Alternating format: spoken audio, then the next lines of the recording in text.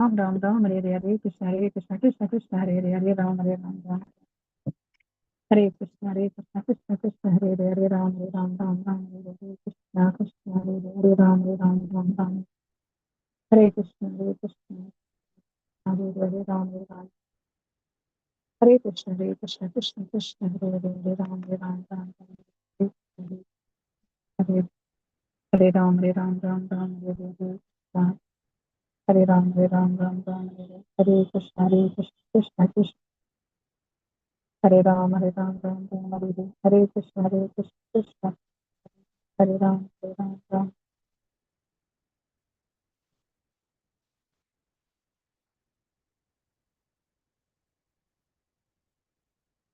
हरे कृष्ण माताजी प्रभुजिगळे ಎಲ್ಲರಿಗೂ ಈ ಕಾರ್ಯಕ್ರಮಕ್ಕೆ ಸ್ವಾಗತವನ್ನು ಕೋರ್ತಾ ಇದ್ದೀನಿ ಹರೇ ಕೃಷ್ಣ हरे कृष्ण ಹರೇ ಕೃಷ್ಣ ಮಾತಾಜಿ ಹರೇ ಕೃಷ್ಣ ಮಾತಾಜಿ ಹರೇ ಕೃಷ್ಣ ಹರೇ ಕೃಷ್ಣ ಎಲ್ಲರಿಗೂ ಏಕಾದಶಿ ಶುಭಾಶಯಗಳು ರಥದ ಶುಭಾಶಯಗಳು हरे कृष्ण माताजी ನಿಮಗೂ ಏಕಾದಶಿ ಶುಭಾಶಯಗಳು ಮಾತಾಜಿ ಧನ್ಯವಾದ ಮಾತಾಜಿ ಏಕಾದಶಿ ಧನ್ಯವಾದ ಹರೇ ಕೃಷ್ಣ हरे कृष्ण माताजी ಹರೇ ಕೃಷ್ಣ ಪ್ರಭುಜಿ ಇವತ್ತಿನ ಕ್ಲಾಸ್ ನ ಶುರು ಮಾಡ್ತಾ ಇದೀನಿ ಓಂ ನಮೋ ಭಗವತೆ ವಾಸುದೇವಾಯ ಓಂ ನಮೋ ಭಗವತೆ ವಾಸುದೇವಾಯ ಓಂ ನಮೋ ಭಗವತೆ ವಾಸುದೇವಾಯ ಇಸ್ಕಾನ್ ಮಂಗಳೂರು ಶ್ರೀ ಶ್ರೀ ರಾಧಾ ಗೋವಿಂದ ದೇವಸ್ಥಾನದ ವತಿಯಿಂದ ನಡೆಸಿಕೊಡುತ್ತಿರುವ ಭಾನುವಾರದ ಭಕ್ತಿ ಸದಾಚಾರ ತರಗತಿಗೆ ಎಲ್ಲರಿಗೂ ಸ್ವಾಗತವನ್ನ ಕೋರುತ್ತಾ ಇದ್ದೇನೆ ಶ್ರೀ ಶ್ರೀ ರಾಧಾ ಗೋವಿಂದ ಅವರ ಚರಣಾರವಿಂದಗಳಲ್ಲಿ ನನ್ನ ನಮಸ್ಕಾರಗಳನ್ನು ಸಲ್ಲಿಸುತ್ತಾ ಈ ಕೃಷ್ಣ ಪ್ರಜ್ಞೆಯನ್ನು ಪ್ರಪಂಚದಾದ್ಯಂತ ಹರಡಿರುವ ಇಸ್ಕಾನ್ ಸಂಸ್ಥೆಯ ಸಂಸ್ಥಾಪಕ ಆಚಾರ್ಯರಾದ ಕೆಸಿ ಭಕ್ತಿ ವೇದಾಂತ ಸ್ವಾಮಿ ಶಿಲ ಪ್ರೋಪಾದ ಅವರಿಗೂ ನನ್ನ ನಮನಗಳನ್ನು ಸಲ್ಲಿಸುತ್ತಾ ಈ ದೇವಸ್ಥಾನದ ಮುಖ್ಯಸ್ಥರು ಈ ಕಾರ್ಯಕ್ರಮದ ಕಾರ್ಯಕರ್ತರುಗಳು ಮತ್ತು ನನ್ನ ಗುರುಗಳಾದ ಪೂಜ್ಯ ನಾಮನಿಷ್ಠ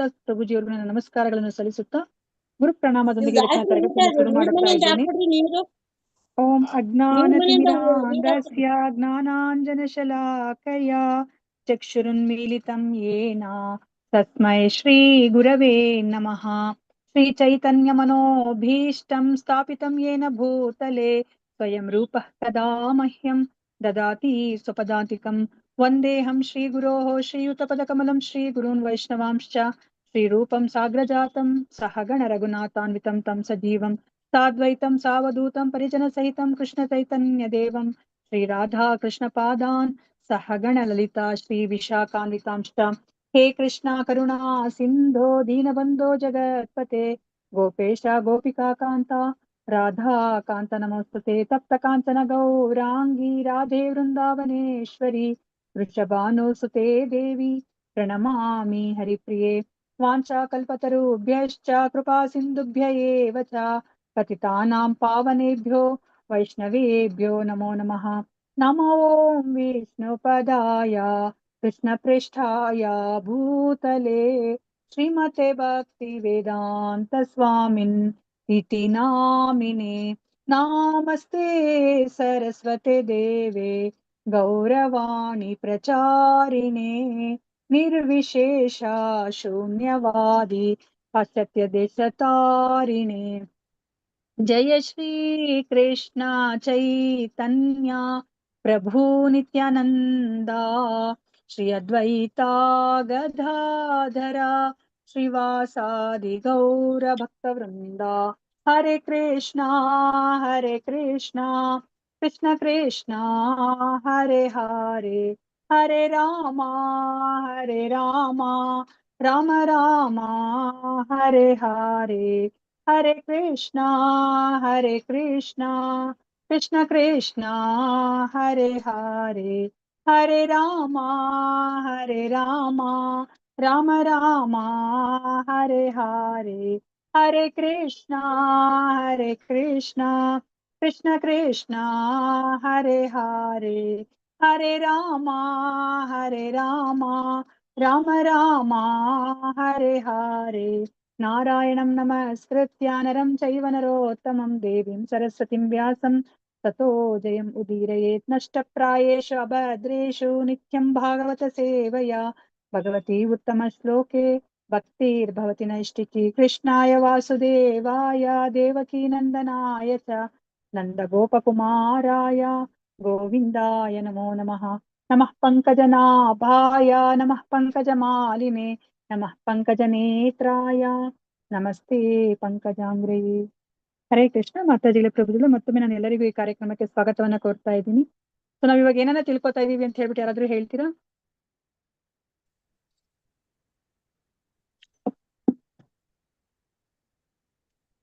ಹರೇ ಕೃಷ್ಣ.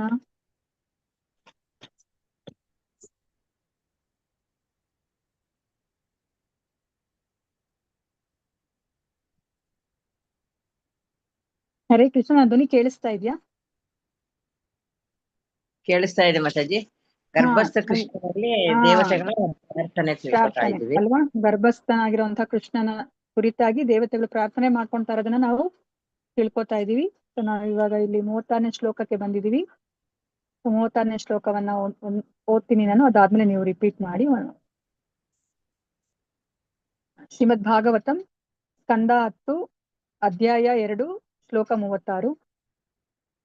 ನನಾಮರೂಪೇ ಗುಣಜನ್ಮ ಕರ್ಮಭಿರ್ ನಿರೂಪಿತವ್ಯೇ ತವ ತಸ್ಯ ಸಾಕ್ಷಿಣಃ ಮನೋವಚೋಭ್ಯಾಮನುವೇಯ ವರ್ತ್ಮನೋ ದೇವ ಕ್ರಿಯಾಯಾಂ ಪ್ರತಿಯಂತ್ಯ ತಾಪಿಃ.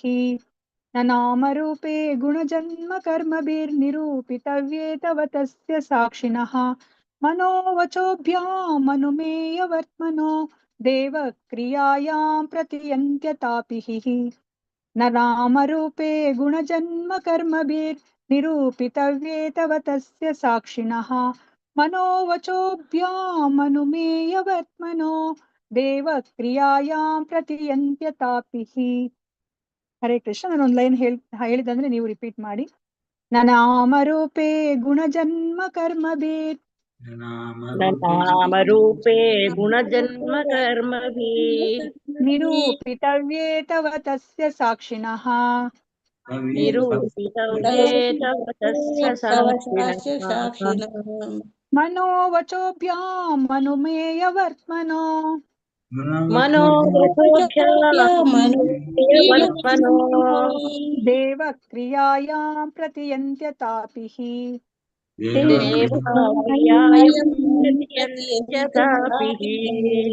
ನ ನಾಮರೂಪೇ ಗುಣಜನ್ಮ ಕರ್ಮಭಿರ್ ನಾಮರೂಪೇ ಗುಣಜನ್ಮ ಕರ್ಮಭಿ ನಿರೂಪಿತವ್ಯೇ ತವ ತಸ್ಯ ಸಾಕ್ಷಿಣಃ ನಿರೂಪಿತವ್ಯೇ ತವ ತಸ್ಯ ಸಾಕ್ಷಿಣಃ ಮನೋವಚೋಭ್ಯಾಂ ಮನುಮೇಯ ವರ್ತ್ಮನೋ ಮನೋವಚೋಭ್ಯಾಮನುಮೇಯ ವರ್ತ್ಮನೋ ದೇವ ಕ್ರಿಯಾಯಾಂ ಪ್ರತಿಯಂತ್ಯ ತಾಪಿಃ.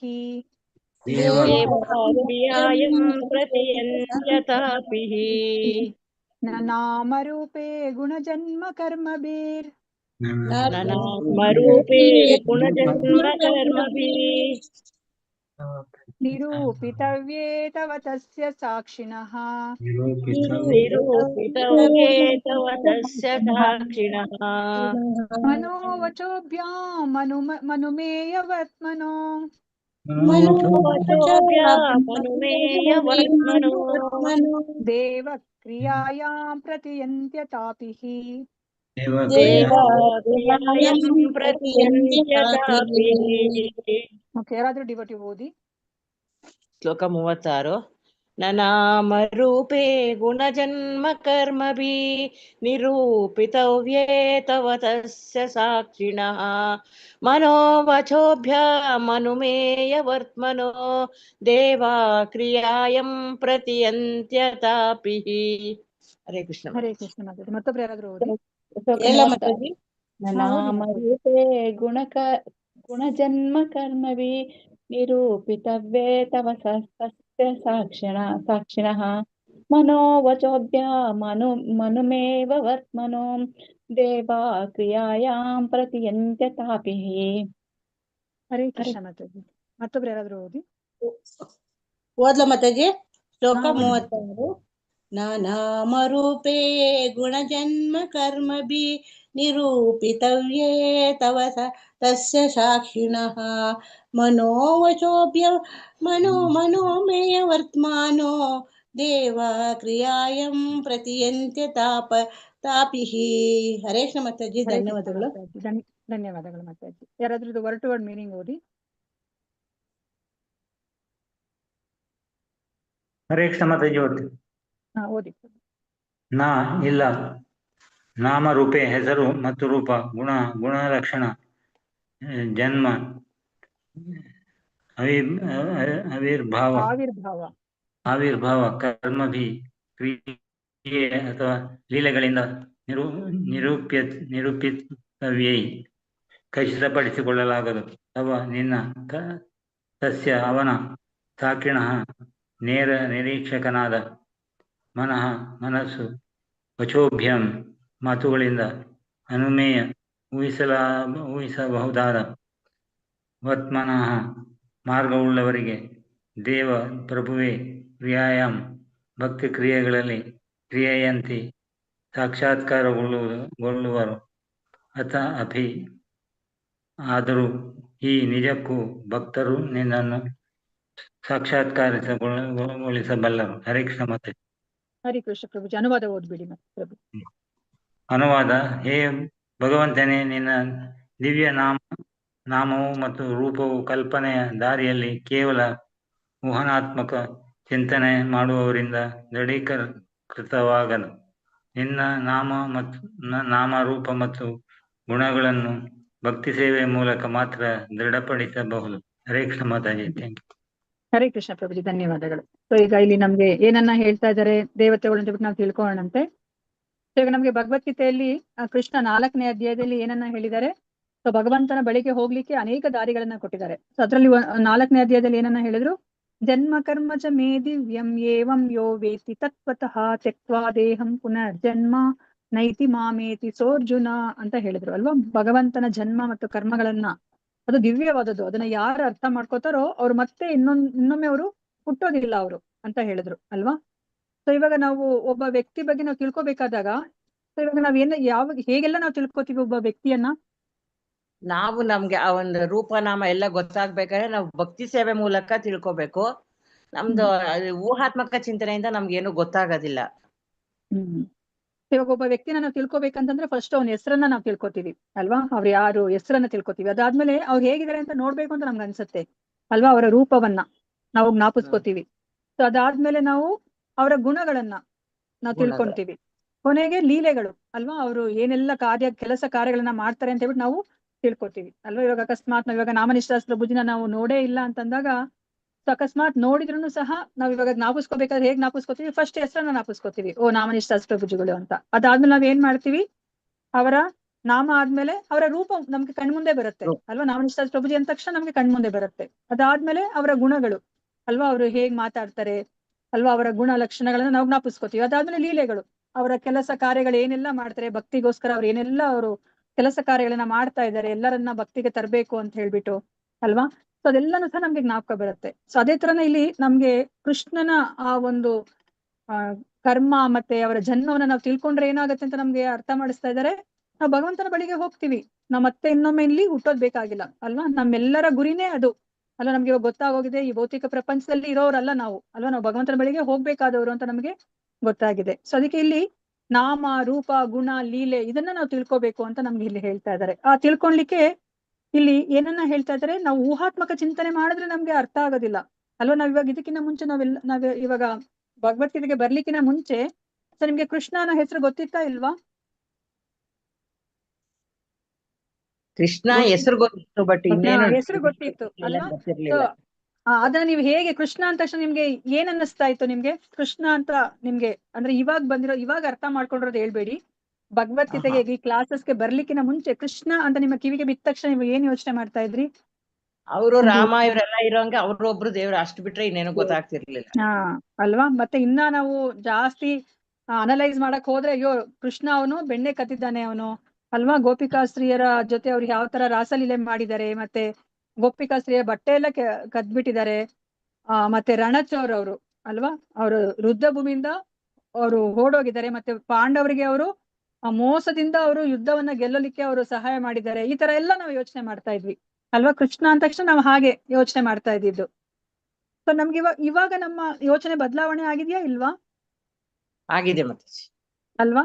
ಮತ್ತೆ ಕೃಷ್ಣನ ರೂಪ, ನಮ್ಗೆ ಕೃಷ್ಣನ ರೂಪವನ್ನ ನಾವು ಹೇಗೆ ವರ್ಣಿಸ್ತೀವಿ? ಕೃಷ್ಣನ ರೂಪವನ್ನ ಹೇಗೆ ನಾವು ವರ್ಣಿಸ್ತೀವಿ? ಕೃಷ್ಣನ ರೂಪವನ್ನ ಹೇಳಿ ಅಂತಂದ್ರೆ ಹೇಗೆ ವರ್ಣಿಸ್ತೀರಾ?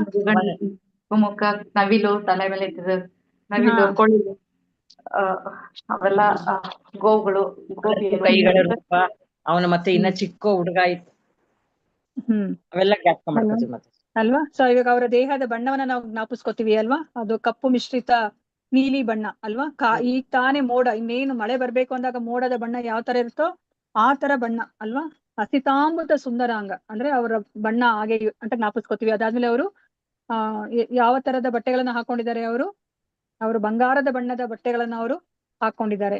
ಮತ್ತೆ ತಲೆ ಮೇಲೆ ಅವರು ನವಲಿಗಿರಿಯನ್ನ ಸಿಗಿಸ್ಕೊಂಡಿದ್ದಾರೆ, ಕೈಯಲ್ಲಿ ಅವರು ಕೊಳಲನ್ನ ಇಟ್ಕೊಂಡಿದ್ದಾರೆ ಅಲ್ವಾ? ಹಿಂದೆ ಹಸುಗಳೆಲ್ಲ ಇರೋದು ಅಥವಾ ಗೋಪಿಕಾಸ್ತ್ರೀಯರು ಅಥವಾ ಗೋಪ ಬಾಲಕರು ಇರೋದನ್ನ ಅಥವಾ ಯಶೋಧ ಮಾತೆ ಜೊತೆ ಇರೋದನ್ನ ನಾವು ಜ್ಞಾಪಿಸ್ಕೊತೀವಿ ಅಲ್ವಾ? ರೂಪ ಅಂತಂದ್ರೆ ನಮ್ಗೆ ಅದು ಬರುತ್ತೆ ಕಣ್ಣಿಗೆ ಅಲ್ವಾ? ಇದಕ್ಕಿಂತ ಮುಂಚೆನೂ ಸಹ ನಮ್ಗೆ ಕೃಷ್ಣ ಅಂದ್ರೆ ಅದೇ ರೂಪನೇ ನಮ್ಗೆ ತುಂಬಾ ಸುಂದರವಾದ ರೂಪನೇ ನಮ್ಗೆ ಕಾಣಿಸ್ತಾ ಇದ್ದಿದ್ದು ಅಲ್ವಾ? ಈಗೇನಾದ್ರೂ ವ್ಯತ್ಯಾಸ ಆಗಿದ್ಯಾ? ನಾವ್ ಇವಾಗ ಭಕ್ತಿಗೆ ಬಂದ್ಮೇಲೆ ಭಗವತಿದ ಕ್ಲಾಸಸ್ಗೆ ಅಟೆಂಡ್ ಮಾಡಿದ್ಮೇಲೆ ಏನಾದ್ರೂ ವ್ಯತ್ಯಾಸ ಅನಿಸ್ತಾ ಇದೆ ನಿಮ್ಗೆ ರೂಪದಲ್ಲಿ? ವ್ಯತ್ಯಾಸ ಇದೆಯಾ? ಏನಾದ್ರೂ ತಿಳ್ಕೊಂಡ್ವಾ ನಾವು ಅಥವಾ ಅಷ್ಟೇ ತಿಳ್ಕೊಂಡ್ವಾ ನಾವು? ಬಹಳ ತಿಳ್ಕೊಂಡ್ರಿ ಮಾತಾಜಿ, ಇನ್ನೂ ತಿಳ್ಕೊಳ್ಳೋದ್ರಲ್ಲೇ ಇದೀವಿ. ಹೇಳಿ ಮಾತಾಜಿ, ಏನ್ ತಿಳ್ಕೊಂಡ್ರಿ ಅಂತ ಹೇಳಿ ಭಗವಂತನ ರೂಪದಲ್ಲಿ. ಭಗವಂತನ ರೂಪ ಸುಂದರವಾದ, ಎಲ್ಲರನ್ನೂ ಆಕರ್ಷಿಸ ಮನ್ಮತ್ತ ನನ್ನೇ ಆಕರ್ಷಿಸ್ತಾನ. ರಾಧಾರಾಣಿ ಎಲ್ಲ ಪ್ರತಿಯೊಬ್ಬರನ್ನು ಆಕರ್ಷಿಸ್ತಾನೆ. ಮತ್ ಪ್ರತಿಯೊಂದು ಕರುಣಾಮಯ, ಎಲ್ಲರಿಗೂ ದಯಾ, ಎಂತ ಒಂದು ರಾಕ್ಷಸರು ಮೋಕ್ಷವನ್ನು ಕೊಟ್ಟು ಕಾಪಾಡ್ತಾನೆ. ಒಂದು ಸರಿ ಅವ್ರ ಹೆಸರು ಹೇಳಿದ್ಕೆ ಕೃಷ್ಣ ಅಂತ ವಿರೋಧವಾಗಿ ಹೇಳಿದ್ರು ಅವ್ರಿಗೂ ಮೋಕ್ಷ ಕೊಟ್ಟಿದ್ದಾನೆ. ಇನ್ನ ಭಕ್ತರ ಮಾತು ಏನ್ಬೇಕು, ಪ್ರತಿಯೊಂದಕ್ಕೂ ಹೇಳಕ್ ಆಗಲಾರ್ದಷ್ಟು ಮಹಿಮೆಗಳು ಅಷ್ಟಿದಾವ ಮಾತಾಜಿ ಅವರು. ಧನ್ಯವಾದಗಳು ಮಾತಾಜಿ. ಹರೇ ಕೃಷ್ಣ. ಮತ್ತೆ ಯಾರಾದ್ರೂ ಹೇಳ್ತೀರಾ?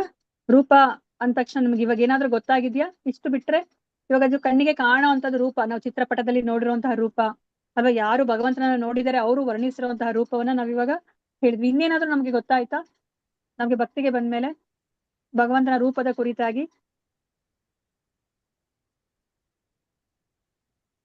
ಹರೇ ಕೃಷ್ಣ. ಸುಂದರವಾದ ನಗು. ನಗು ಇದೆ. ಆಮೇಲೆ ಯಾವಾಗ ನವಯೌವನವಾಗಿರ್ತಾನೆ. ನವಯೌವನದಲ್ಲಿ ಇರ್ತಾನೆ, ಅವ್ರಿಗೆ ವಯಸ್ಸಾಗೋದೇ ಇಲ್ಲ. ಅವನ ಹೆಸರಿಗೂ ರೂಪಕ್ಕೂ ಏನು ವ್ಯತ್ಯಾಸ ಇಲ್ಲ, ಅಷ್ಟು ಸುಂದರವಾಗಿರುತ್ತೆ ಮಾತಾಜಿ. ಮತ್ತೆ ಇನ್ನೇನ್ ಗೊತ್ತಾಯ್ತು ನಿಮ್ಗೆ? ಓಕೆ, ನಾನ್ ಬೇರೆ ತರ ಕೇಳ್ತೀನಿ. ಇವಾಗ ನಮ್ಮ ರೂಪಕ್ಕೂ ಭಗವಂತನ ರೂಪಕ್ಕೆ ಏನಾದ್ರೂ ವ್ಯತ್ಯಾಸ ಇದೆ ಅಂತ ಗೊತ್ತಾಯ್ತಾ ನಿಮ್ಗೆ? ಮಾತಾಜಿ ಸಚ್ಚಿದಾನಂದ ರೂಪ ಮಾತಾಜಿ. ಸತ್ಚಿತ್ತ ಆನಂದ ಸ್ವರೂಪದಲ್ಲಿದ್ದಾರೆ ಅವರು ಅಲ್ವಾ? ಸೊ ಮತ್ತೆ ನಮ್ಗೂ ಮತ್ತೆ ಭಗವಂತನಿಗೂ ಏನ್ ವ್ಯತ್ಯಾಸ ಇದೆ ಅಂತ ನಾವು ತಿಳ್ಕೊಂಡ್ವಿ ರೂಪದಲ್ಲಿ? ಅವನು ವಿಭು, ನಾವು ಅಣು. ಸಕಲ ಐಶ್ವರ್ಯ ಹೊಂದಿದಂತ 6 ಐಶ್ವರ್ಯ ಹೊಂದಿದಂತ ಸಕಲ ಐಶ್ವರ್ಯ ಹೊಂದಿದಂತ ಷಡೈಶ್ವರ ಉಳ್ಳವನು. ಇವಾಗ ನಮ್ಮ ಒಂದು ದೇಹ ಬದಲಾವಣೆ ಆಗ್ತಿದೆ, ಆ ತರ ಭಗವಂತನ ದೇಹ ಬದಲಾವಣೆ ಆಗತ್ತಾ? ಇಲ್ಲ, ನಮ್ಮ ದೇಹ ಮಾತ್ರ 6 ಬದಲಾವಣೆಗಳನ್ನ ಹೊಂದುತ್ತೆ. 6 ಬದಲಾವಣೆಗಳು ಯಾವ್ದು? ನಮ್ಮ ದೇಹ 6 ಬದಲಾವಣೆಗಳನ್ನ ಹೊಂದುತ್ತಲ್ಲ, ಅದು ಯಾವ್ದು 6 ಬದಲಾವಣೆಗಳು? ಹುಟ್ಟುತ್ತೆ, ಬೆಳೆಯುತ್ತೆ, ಅದೆಲ್ಲ. ಮತ್ತೆ ಹೌದೌದು, ಕರೆಕ್ಟ್ ಹೇಳಿ ಮತ್ತೆ. ಹುಟ್ಟುತ್ತೀವಿ, ಬೆಳಿತೀವಿ, ಅದಾದ್ಮೇಲೆ ಏನಾಗುತ್ತೆ? ಸ್ವಲ್ಪ ದಿವಸ ಏನು ಬದಲಾವಣೆ ಆಗೋದಿಲ್ಲ, ಆಮೇಲೆ ಸಂತಾನೋತ್ಪತ್ತಿ ಆಗತ್ತೆ, ವಯಸ್ಸಾಗತ್ತೆ, ಮತ್ತೆ ಕ್ಷೀಣಿಸುತ್ತೆ ದೇಹ. ಈ ತರ ಏನಾದ್ರೂ ನಮ್ಗೆ ಕೃಷ್ಣನ ದೇಹ ಆಗತ್ತಾ? ಇಲ್ಲ ಅಲ್ವಾ? ಅವ್ರು ಯಾವಾಗ್ಲೂ ಸಹ ಅವ್ರದ್ದೇನದು ಕೌಮಾರ್ಯ, ಅದಾದ್ಮೇಲೆ ಪೌಗಂಡ, ಕೈಶೋರ್ಯ ಅಷ್ಟೇ ಅಲ್ವಾ? ಅವ್ರ 16 ವರ್ಷಕ್ಕಿಂತ ಅವರು ವಯಸ್ಸಾದವ್ರಂಗೆ ಯಾವತ್ತೂ ಅವರು ಕಾಣಿಸೋದಿಲ್ಲ. ಅವ್ರು ನವಯೌವನದಲ್ಲೇ ಅವ್ರು ಇರ್ತಾರೆ ಅಲ್ವಾ? ಸೊ ನಮ್ಗೆ ಯಾವ ತರ ಇದೆ? ನಮ್ಗೆ ಒಂದು ಆತ್ಮ ಅಂತ ಇದೆ, ಸೂಕ್ಷ್ಮ ಶರೀರ ಇದೆ, ಸ್ಥೂಲ ಶರೀರ ಇದೆ. ಭಗವಂತನಿಗೆ ಆತರ ಏನಾದ್ರೂ ಇದೆಯಾ? ಆತ್ಮ, ಸ್ಥೂಲ ಶರೀರ, ಸೂಕ್ಷ್ಮ ಶರೀರ, ಸ್ಥೂಲ ಶರೀರ ಅಂತ ಇಲ್ಲ ಅಲ್ವಾ? ಅವ್ರ ಒಳಗಿಂದ ಹೊರಗಡೆ ತನಕನೂ ಸಹ ಅವರ ದೇಹ ಆಧ್ಯಾತ್ಮಿಕವಾಗೇ ಇದೆ ಅಲ್ವಾ? ಸೊ ಮತ್ತೆ ನಮ್ಗೂ ಭಗವಂತನಿಗೆ ಇನ್ನೇನ್ ವ್ಯತ್ಯಾಸ ಇದೆ? ಸೊ ನಮ್ಗೆ ಎಲ್ಲ ಜ್ಞಾಪಕ ಇದೆಯಾ? ಇಲ್ಲ ಅಲ್ವಾ? ಭಗವಂತನಿಗೆ ಎಲ್ಲ ಜ್ಞಾಪಕ ಇದೆ ಅಲ್ವಾ?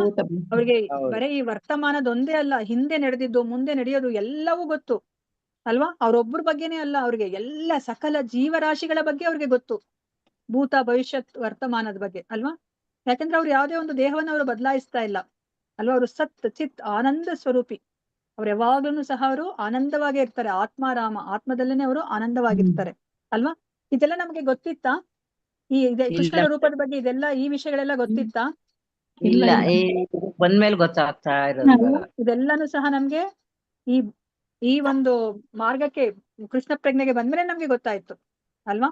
ಮತ್ತೆ ಗುಣಗಳು ಅಲ್ವಾ, ಇದಕ್ಕಿಂತ ಮುಂಚೆ ನಾನ್ ಹೇಳ್ದಂಗೆ ಗುಣಗಳಲ್ಲಿ ಭಗವಂತಂದು ನಾವು ಏನನ್ನ ಅರ್ಥ ಮಾಡ್ಕೊಂಡಿದ್ವಿ, ಏನೋ ಒಂದ್ ಸ್ವಲ್ಪ ಅವನು ಸೌಂದರ್ಯವಾಗಿದ್ದಾನೆ ಅಥವಾ ಬಲಶಾಲಿ, ತುಂಬಾ ಅವನು ಚತುರ ಅಲ್ವಾ, ಯೋಗಿ, ಆತರ ಎಲ್ಲ ನಾವು ತಿಳ್ಕೊಂಡಿದ್ವಿ ಅಷ್ಟೇ ಅಲ್ವಾ. ಈಗ ನಮ್ಗೆ ಭಗವದ್ಗೀತೆಗೆ ಬಂದ್ಮೇಲೆ ನಮ್ಗೆ ಗೊತ್ತಾಗ್ತಿದೆ ಅವನ ಗುಣಗಳು ಅಲ್ವಾ. ಇವಾಗೆಲ್ಲಾ ನಾವು ಏನ್ ಪ್ರಾರ್ಥನೆಗಳನ್ನ ನಾವು ನೋಡ್ತಾ ಇದೀವಿ, ಎಲ್ಲಾ ಭಕ್ತರು ಸಹ ಆ ಭಗವಂತನ ಆ ಗುಣಗಳನ್ನೇ ಗುಣಗಾನ ಮಾಡ್ತಾ ಇದ್ದಾರೆ ಅಲ್ವಾ. ನಾವೇನನ್ನ ಕೇಳಿದೀವಿ, ಆ ಅನಂತ ಶೇಷನಿಗೆ 1000 ಬಾಯಿಗಳಿದೆ ಅಲ್ವಾ. ಆ 1000 ಬಾಯಿಗಳಿಂದ ಅವರು ಭಗವಂತನ ಗುಣವನ್ನ ಗುಣಗಾನ ಮಾಡ್ತಾ ಇದ್ದಾರೆ, ಅವನ ನಾಮ ರೂಪ ಲೀಲೆಗಳನ್ನ ಗುಣಗಾನ ಮಾಡ್ತಿದ್ದಾರೆ. ಆದ್ರೂ ಸಹ ಇನ್ನ ಮುಗಿತಾ ಇಲ್ಲ ಅಲ್ವಾ. ಅಷ್ಟು ಅನಂತವಾಗಿದೆ ಅಂತ ನಮ್ಗೆ ಗೊತ್ತಾಯ್ತು ಅಲ್ವಾ.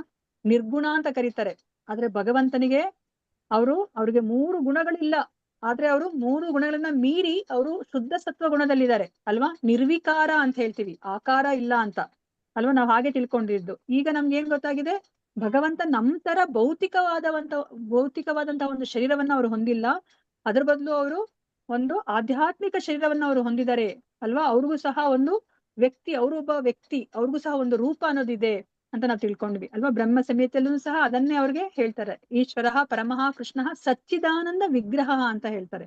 ವಿಗ್ರಹ ಅಂದ್ರೆ ಅವ್ರಿಗೊಂದು ರೂಪ ಇದೆ ಅಂತಾನೆ ಬ್ರಹ್ಮ ಹೇಳೋದು ಅಲ್ವಾ. ಸೊ ಇವಾಗ ಭಗವಂತನ ಆ ಗುಣಗಳನ್ನ ನಮ್ಗೆ ಹೇಳ್ತಾ ಹೋದ್ರೆ ಮುಗಿಯೋದೇ ಇಲ್ಲ ಅಲ್ವಾ. ಇವಾಗ ನೀವೇ ಹೇಳ್ದಂಗೆ ಮಾತಾಜಿ ಹೇಳಿದ್ರು, ಅವರು ಎಷ್ಟು ಕರುಣೆ ಅಲ್ವಾ, ಕರುಣಾಶಾಲಿ, ಬರೇ ಭಕ್ತರಿಗೊಬ್ರಿಗೆ ಅಲ್ಲ, ಅಭಕ್ತರಿಗೂ ಸಹ ಅವರು ಕರುಣೆಯನ್ನ ಅವರು ತೋರಿಸ್ತಾರೆ ಅಂತ ಅವ್ರು ಹೇಳಿದ್ರು ಈ ತರ. ಮತ್ತೆ ಅವರು ಭಾವಗ್ರಾಹಿ ಜನಾರ್ದನ ಅಲ್ವಾ. ನಮ್ಗೆ ನಾವ್ ಯಾವ ಒಂದು ಭಾವನೆಯಲ್ಲಿ ಅವ್ರಿಗೆ ಒಂದು ಸೇವೆಯನ್ನ ಮಾಡ್ತಿದೀವಿ ಅಂತ ನೋಡ್ತಾರೆ ಹೊರತು, ಅವರು ಇವ್ರು ಬಡವರ, ಶ್ರೀಮಂತರ, ಬುದ್ಧಿವಂತ ಅಲ್ವಾ, ಹಿಂದೂನ, ಮುಸ್ಲಿಮಾನ, ಆತರ ಯಾವುದೇ ಒಂದು ಭೇದ ಭಾವವನ್ನು ಅವ್ರು ನೋಡೋದಿಲ್ಲ ಅಲ್ವಾ. ಅವ್ರನ್ನ ಭಾವಗ್ರಾಹಿ ಜನಾರ್ದನ ಅಂತ ಹೇಳ್ತಾರೆ. ಭಕ್ತ ವತ್ಸಲ, ಭಕ್ತರಿಗೋಸ್ಕರ ಏನ್ ಬೇಕಾದ್ರೂ ಅವ್ರು ಮಾಡ್ತಾರೆ ಅಲ್ವಾ. ಈ ತರ ಅವರ ಗುಣಗಾನವನ್ನ ಹೇಳ್ತಾ ಹೋದ್ರೆ ನಮ್ಗೆ ಎಷ್ಟು ಸಮಯ ಇದ್ರೂ ಸಹ ಕಡಿಮೆನೆ ಅಲ್ವಾ. ಮತ್ತೆ ಲೀಲೆಗಳು ಅಲ್ವಾ, ಭಗವಂತನ ಈ ಒಂದು ಗುಣಗಳನ್ನ ನಾವು ತಪ್ಪಾಗಿ ಅರ್ಥ ಮಾಡ್ಕೊಂಡಿದ್ವಿ. ಈಗ ನಾವು ಭಕ್ತಿ ಮಾರ್ಗಕ್ಕೆ ಬಂದ್ಮೇಲೆ ಅವರ ಒಂದು ನಿಜವಾದ ಸ್ಥಾನ ಏನು, ಅವರು ಏನು supreme personality of god head, ದೇವೋತ್ತಮ ಪರಮ ಪುರುಷ ಅಂತ ನಮ್ಗೆ ಗೊತ್ತಾಗಿದೆ ಅಲ್ವಾ. ಮತ್ತೆ ನಮ್ಗೆ ಲೀಲೆಗಳು ಅಲ್ವಾ, ಭಗವಂತನ ಲೀಲೆಗಳನ್ನ ನಾವು ನೋಡಿದಾಗ ಆ ಮಹಾಭಾರತದಲ್ಲಿ ಅಲ್ಲೊಂದ್ ಸ್ವಲ್ಪ ಇಲ್ಲೊಂದ್ ಸ್ವಲ್ಪ ಬರುತ್ತೆ ಭಗವಂತನ ಲೀಲೆಗಳು ಅಲ್ವಾ. ಸೊ ಅದನ್ನ ನೋಡಿದಾಗ ನಮ್ಗೆ ಯಾರೋ ಒಬ್ಬ ಅಂದ್ರೆ ಮಹಾರಾಜ, ರಾಜ ಅಥವಾ ರಾಜಕೀಯ ವ್ಯಕ್ತಿ ಏನೋ ಕೆಲಸ ಕಾರ್ಯಗಳನ್ನ ಮಾಡ್ತಾರಲ್ಲ, ಅದೇ ತರ ಒಂದು ಕಾಲಕ್ಷೇಪ ಅಂತ ನಾವ್ ಅನ್ಕೊಂಡಿದ್ವಿ ಅಲ್ವಾ. ಆದ್ರೆ ನಮ್ಗೆ ಈಗ ಗೊತ್ತಾಯ್ತು ಅಲ್ವಾ, ಭಗವಂತ ಏನೆಲ್ಲ ಮಾಡ್ತಾರೋ ಲೀಲೆಗಳು, ಭಗವಂತ ಬೇರೆ ಅಲ್ಲ, ಭಗವಂತನ ಲೀಲೆಗಳು ಬೇರೆ ಅಲ್ಲ. ಭಗವಂತನ ಲೀಲೆಗಳನ್ನ ನಾವು ಕೇಳಿಸ್ಕೊಂಡ್ರೆ ಸಾಕು, ಶ್ರವಣ ಮಾತ್ರದಿಂದನೇ ನಾವು ನಮ್ಮೆಲ್ಲ ಪಾಪಗಳು ಸಹ ನಾಶ ಆಗುತ್ತೆ ಅಂತ ನಾವು ತಿಳ್ಕೊಂಡ್ವಿ ಅಲ್ವಾ. ಸೊ ಇದೇ ತರ ಇವಾಗ ನಮ್ಗೆ ಇಲ್ಲಿ ಏನನ್ನ ಹೇಳ್ತಾ ಇದ್ರೆ, ಈ ನಾಮ ರೂಪ ಗುಣ ಲೀಲೆಗಳು ಅಲ್ವಾ, ನಾವ್ ಮೊದ್ಲು ಹೇಗ್ ತಿಳ್ಕೊಂಡಿದ್ವಿ, ಈಗ ಭಕ್ತಿ ಬಂದ್ಮೇಲೆ ಹೇಗ್ ತಿಳ್ಕೊಂಡಿದೀವಿ, ನಾವೇ ಅದನ್ನ ಏನು ತುಲನೆ ಮಾಡ್ಕೋಬಹುದು ಅಲ್ವಾ. ಎಷ್ಟು ವ್ಯತ್ಯಾಸ ಆಗಿದೆ ಅಲ್ವಾ, ಏನಿದೆಯಪ್ಪ ಇದ್ರಲ್ಲಿ ಅನ್ಸುತ್ತೆ. ಆದ್ರೆ ನಮ್ಮ ಆ ಒಂದು ಅಂಡರ್ಸ್ಟ್ಯಾಂಡಿಂಗ್ ಅಲ್ಲಿ ಎಷ್ಟು ವ್ಯತ್ಯಾಸಗಳಾಗಿದೆ ಅಲ್ವಾ. ಅದನ್ನೇ ನಮ್ಗೆ ಇಲ್ಲಿ ಅನುವಾದದಲ್ಲಿ ಹೇಳ್ತಾ ಇದಾರೆ. ಹೇ ಭಗವಂತನೇ, ಅಂದ್ರೆ ದೇವತೆಗಳು ಪ್ರಾರ್ಥನೆ ಮಾಡ್ತಾ ಇದಾರೆ, ನಿನ್ನ ದಿವ್ಯ ನಾಮವು ಮತ್ತು ರೂಪವು ಕಲ್ಪನೆಯ ದಾರಿಯಲ್ಲಿ ಕೇವಲ ಊಹಾತ್ಮಕ ಚಿಂತನೆ ಮಾಡುವವರಿಂದ ವಾಗದು, ಅವ್ರಿಗೆ ಅರ್ಥ ಆಗೋದಿಲ್ಲ ಅಲ್ವಾ. ಯಾರು ಭಕ್ತರಲ್ವೋ ಅವ್ರಿಗೆ ಅರ್ಥ ಆಗೋದಿಲ್ಲ.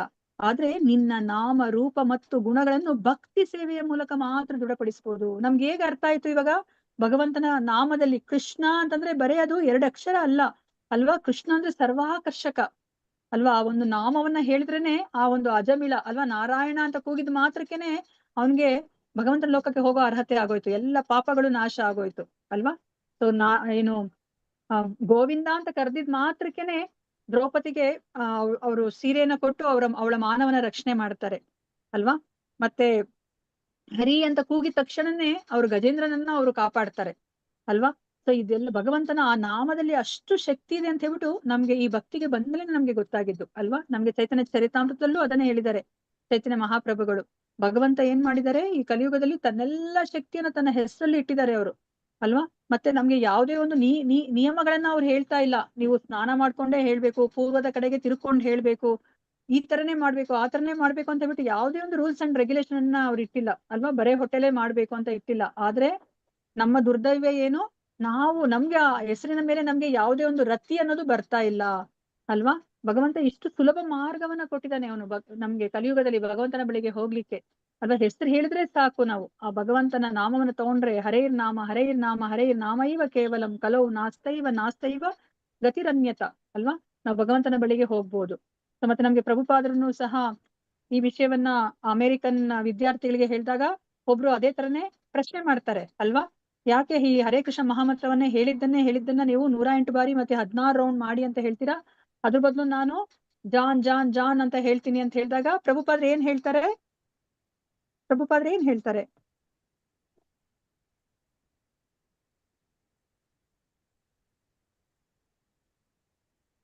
ಹರೇ ಕೃಷ್ಣ. ಮಾತಾಜಿ ಪ್ರಭುಪಾದ್ರೆ ಜಾನ್ ಜಾನ್ ಜಾನ್ ಅಂತ ಹೇಳ್ತಾ ಇದ್ರೆ ಹೇಳ್ತಾ ಅವ್ರಿಗೆ ಇದ್ರ ಮೇಲೆ ಆಸಕ್ತಿನೇ ಹೊರಟೋಗುತ್ತೆ. ಅದೇ ಕೃಷ್ಣನ ನಾಮ ಹೇಳ್ತಾ ಇದ್ರೆ ಮತ್ತೆ ಮತ್ತೆ ಹೇಳ್ಬೇಕು ಅಂತ ಮನ್ಸಿಗೆ ಬರ್ತಾ ಇರ್ತದೆ ಅಂತ ಹೇಳ್ತಾರೆ ಮಾತಾಜಿ. ಅಲ್ವಾ, ನಮ್ಗೆ ಜಾನ್ ಜಾನ್ ಜಾನ್ ಅಂತ ಧನ್ಯವಾದಗಳು ಪ್ರಭುಜಿ.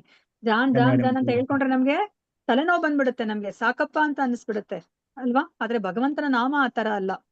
ಸೊ ಭಗವಂತನ ನಾಮ ಹೇಳ್ತಾ ಇದ್ರೆ ಏನಾಗುತ್ತೆ, ಭಗವಂತನ ನಾಮಕ್ಕೂ ಮತ್ತೆ ಭಗವಂತನಿಗೂ ಸಹ ಯಾವುದೇ ವ್ಯತ್ಯಾಸ ಇಲ್ಲ, ಅವೆರಡನ್ನು ಸಹ ಅಭಿನ್ನ, ಯಾವುದೇ ಒಂದು ಭೇದ ಅನ್ನೋದು ಇಲ್ಲ ಅಲ್ವಾ. ಸೊ ನಾನು ಇವಾಗ ಮಾವನೆ ಹಣ್ಣು ತಿನ್ಬೇಕು ಅಂತ ಹೇಳಿದಾಗ ನಾನು ಮಾವು ಮಾವು ಮಾವು ಮಾವು ಮಾವು ಅಂತ ನಾನು ಎಷ್ಟೇ ಬಾರಿ ಹೇಳ್ಕೊಂಡ್ರು ಸಹ ನನಗೆ ತಿಂದಂಗೆ ತೃಪ್ತಿ ಆಗೋದಿಲ್ಲ. ಆದ್ರೆ ಭಗವಂತನ ನಾಮ ಹಾಗಲ್ಲ, ಭಗವಂತನ ಹೆಸರನ್ನ ಹೇಳಿದ್ರೆ ನಮ್ಗೆ ಆ ಒಂದು ಆನಂದ ಅನ್ನೋದು ನಮ್ಗೆ ಸಿಗುತ್ತೆ ಅಲ್ವಾ. ಅದಕ್ಕೋಸ್ಕರ ನಾವ್ ಇವಾಗ 108 ಬಾರಿ ಹೇಳ್ಕೊತಾ ಇದೀವಿ, ಮತ್ತೆ 16 ರೌಂಡ್ಸ್ ಮಾಡ್ತಾ ಇದೀವಿ, ಇಲ್ಲಾಂದ್ರೆ ಯಾರು ಮಾಡ್ತಾ ಇದ್ರು ಅಲ್ವಾ. ಸೊ ನಾವೆಲ್ಲನೂ ಸಹ ಆ ಒಂದು ಆನಂದವನ್ನ ನಾವು ಅನುಭವಿಸಿದೀವಿ ಅಲ್ವಾ. ಸೊ ನಮ್ಗೆ ಇಲ್ಲಿ ತುಂಬಾ ಮುಖ್ಯವಾಗಿರೋದೇನು, ನಮ್ಗೆ ಹೇಗ್ ಗೊತ್ತಾಯ್ತು ಇದೆಲ್ಲನೂ ಸಹ ಭಗವಂತನ ನಾಮ ರೂಪ ಗುಣ ಲೀಲೆಗಳ ನಿಜವಾದ ತತ್ವ, ನಿಜವಾದ ಅರ್ಥ ಹೇಗೆ ಗೊತ್ತಾಯ್ತು ನಮ್ಗೆ? ಆ ಗುರುಗಳಿಂದ ಅಲ್ವಾ, ಗುರುಗಳ ಮಾರ್ಗದರ್ಶನದಿಂದ ನಮ್ಗೆ ಗೊತ್ತಾಯ್ತು ಅಲ್ವಾ. ಸೊ ಅದಕ್ಕೆ ನಮ್ಗೆ ಒಂದೇ ಒಂದು ಚಿಕ್ಕದೊಂದು ಪ್ರಸಂಗ ಜ್ಞಾಪಕಕ್ಕೆ ಬಂತು, ಹೇಳ್ತಾ ಇದೀನಿ. ಸೊ ಒಬ್ಬ ಭಕ್ತೆ ಇರ್ತಾಳೆ, ಅವಳ ಒಂದು ಮನೆಗೆ ಗುರುಗಳು ಬರ್ತಾರೆ ಅಂತ ಹೇಳ್ಬಿಟ್ಟು ಅವಳಿಗೆ ಗೊತ್ತಾಗುತ್ತೆ. ಸೊ ಅದಕ್ಕೋಸ್ಕರ ಅವಳು ಎಲ್ಲ ರೆಡಿ ಮಾಡಿ ಇಟ್ಕೋತಾರೆ ಗುರುಗಳನ್ನ ಅವಳು ಸ್ವಾಗತ ಮಾಡ್ಲಿಕ್ಕೆ.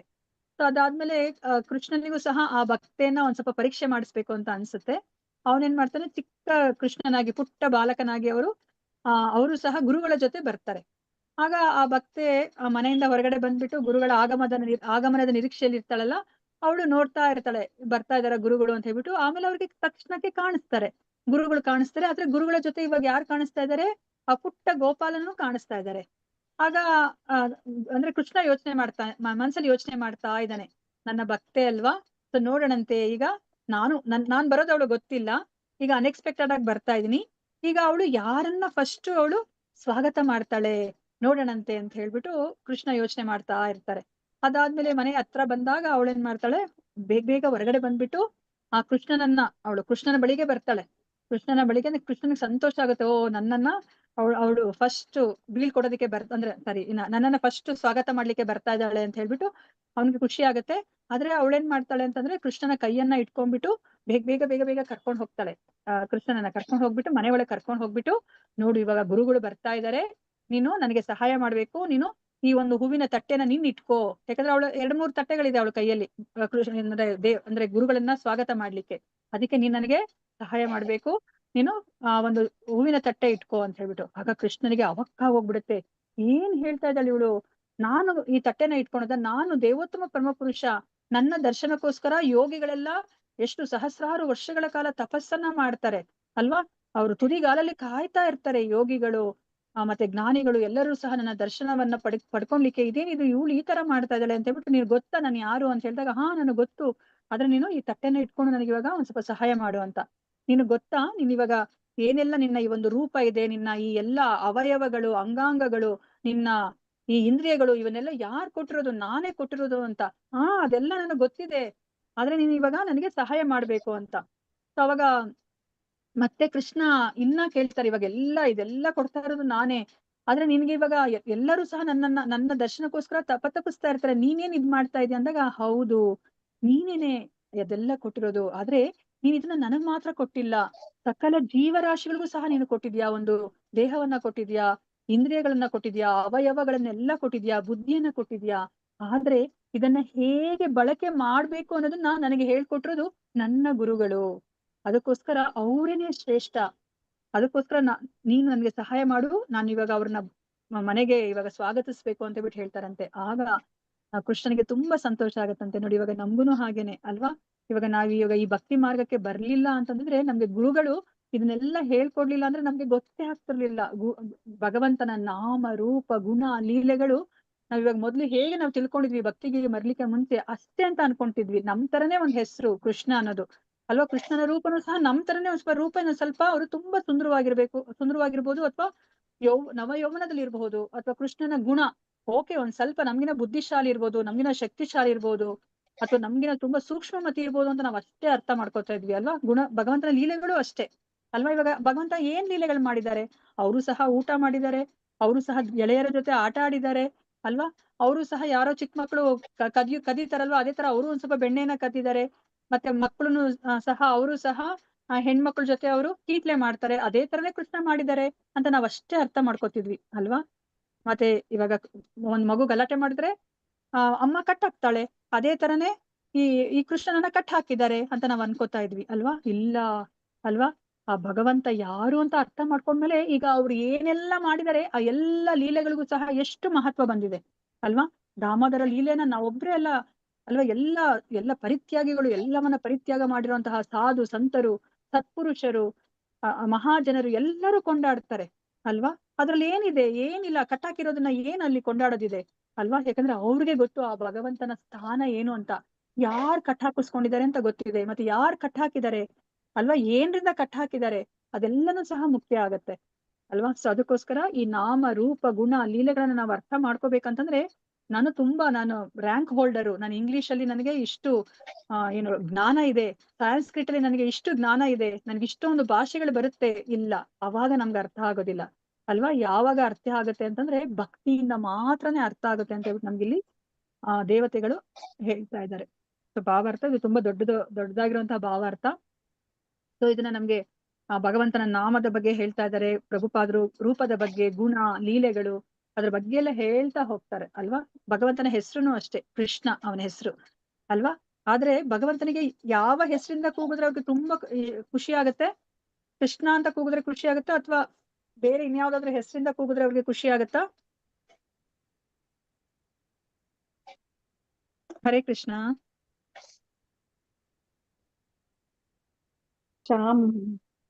ಹಾ ರಾಧೆ ರಾಧೆ ಶ್ಯಾಮ್ ಅಂತ ಹೇಳಿ. ಹಾ, ಕೃಷ್ಣನಿಗೆ ತನ್ನ ಭಕ್ತರ ಜೊತೆ ಅವನ ಹೆಸರನ್ನ ಜೋಡಿಸಿದಾಗ ತುಂಬಾ ಖುಷಿ ಆಗುತ್ತೆ ಅಲ್ವಾ. ಇವಾಗ ಯಶೋಧಾನಂದನ, ದೇವಕಿ ನಂದನ, ನಂದನಂದನ, ವಸುದೇವ ನಂದನ, ಆತರ ರಾಧೇಶ್ಯಾಮ್, ಆತರ ಅವನ ಹೆಸರನ್ನ ಭಕ್ತರ ಜೊತೆ ಹೇಳಿದಾಗ ಅವನಿಗೆ ತುಂಬಾ ಖುಷಿ ಆಗುತ್ತಂತೆ. ಓಕೆ, ಇವಾಗ ಪಾರ್ಥ ಸಾರಥಿ ಆತರ. ಸೊ ಅಂದ್ರೆ ಭಗವಂತ ಯಾವಾಗ್ಲೂ ಸಹ ಭಕ್ತರಂದ್ರೆ ಅವನಿಗೆ ಅಷ್ಟು ಅವನಿಗೆ ಪ್ರೀತಿ, ಭಕ್ತರಿಗೋಸ್ಕರ ಏನ್ ಮಾಡ್ಲಿಕ್ಕೂ ಸಹ ಅವನು ರೆಡಿ ಇರ್ತಾನೆ. ಅದಕ್ಕೆ ತನ್ನ ಹೆಸರನ್ನು ಸಹ ಅವನು ಭಕ್ತರ ಹೆಸರಿನ ಜೊತೆ ಸೇರಿಸಿದಾಗ ಆ ಹೆಸರುಗಳು ಅವನಿಗೆ ತುಂಬಾ ಆಪ್ಯಾಯಮಾನವಾಗಿರುತ್ತಂತೆ. ಸೊ ಅದನ್ನೆಲ್ಲ ನಮ್ಗೆ ಇವಾಗ ಪ್ರಭುಪಾದರು ಹೇಳ್ತಾ ಹೋಗ್ತಾರೆ. ಸೊ ನೋಡೋಣಂತೆ. ಹರೇ ಕೃಷ್ಣ. ಏನನ್ನ ಹೇಳ್ತಾರೆ ಪ್ರಭುಪಾದರು ಅಂತ. ಭಾವಾರ್ಥ ಶಿಲ ಪ್ರಭುಪಾದರಿಂದ ಶಿಲ ಪ್ರಭುಪಾದವರಿಗೆ ಜಯವಾಗಲಿ. ಹರೇ ಕೃಷ್ಣ. ಯಾರಾದ್ರೂ ಓದಿ. ಹರೇ ಕೃಷ್ಣ ಮಾತಾಜಿ. ಭಾವಾರ್ಥ. ಹರೇ ಕೃಷ್ಣ. ಪದ್ಮ ಪುರಾಣದಲ್ಲಿ ಹೀಗೆ ಹೇಳಿದೆ, ಅಥ ಶ್ರೀಕೃಷ್ಣ ನಾಮಾದಿ ನ ಭವೇದ್ ಗ್ರಾಹ್ಯಮೀಂದ್ರಿಯೈ ಸುಖೋನ್ಮುಖೈ ಈ ಜಿಹ್ವಾದೌ ಸೇವೋನ್ಮುಖೆ ಈ ಜಿಹ್ವಾದೌ ಸ್ವಯಂಮೇವ ಸ್ಫುರತ್ಯದಃ.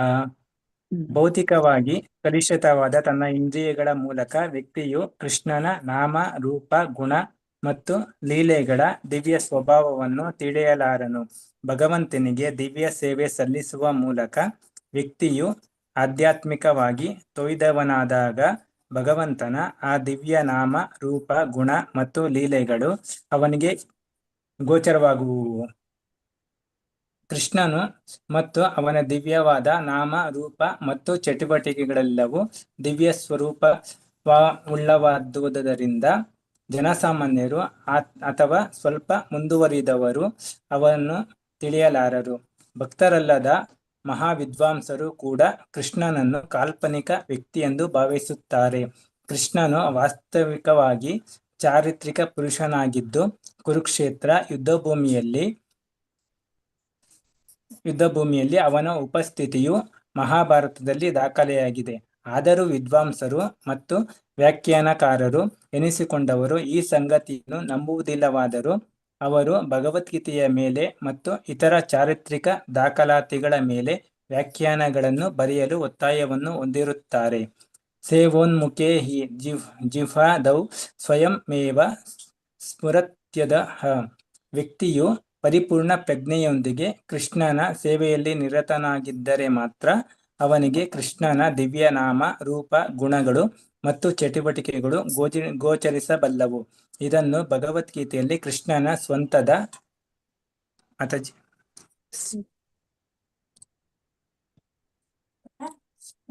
ಸ್ವಂತದ ಮಾತುಗಳು ಮತ್ತೆ ಮೇಲೆ ಇದನ್ನು ಭಗವದ್ಗೀತೆಯಲ್ಲಿ ಕೃಷ್ಣನ ಸ್ವಂತದ ಮಾತುಗಳು ಮಾತುಗಳು ದೃಢಪಡಿಸುತ್ತವೆ. ಇದನ್ನು ಭಗವದ್ಗೀತೆಯಲ್ಲಿ ಕೃಷ್ಣನ ಸ್ವಂತದ ಮಾತುಗಳು ದೃಢಪಡಿಸುತ್ತವೆ. 18.55 ಭಕ್ತ್ಯಾ ಮಾ ಬೀಜಾನಾತಿ ಯಾವ್ಯನ್ಯಶ್ಚಾಸ್ಮಿ ತತ್ವತಃ ತಥೋ ಮಾಂ ತತ್ವತೋ ಜ್ಞಾತ್ವಾ ವಿಶತೆ ತದನಂತರಂ.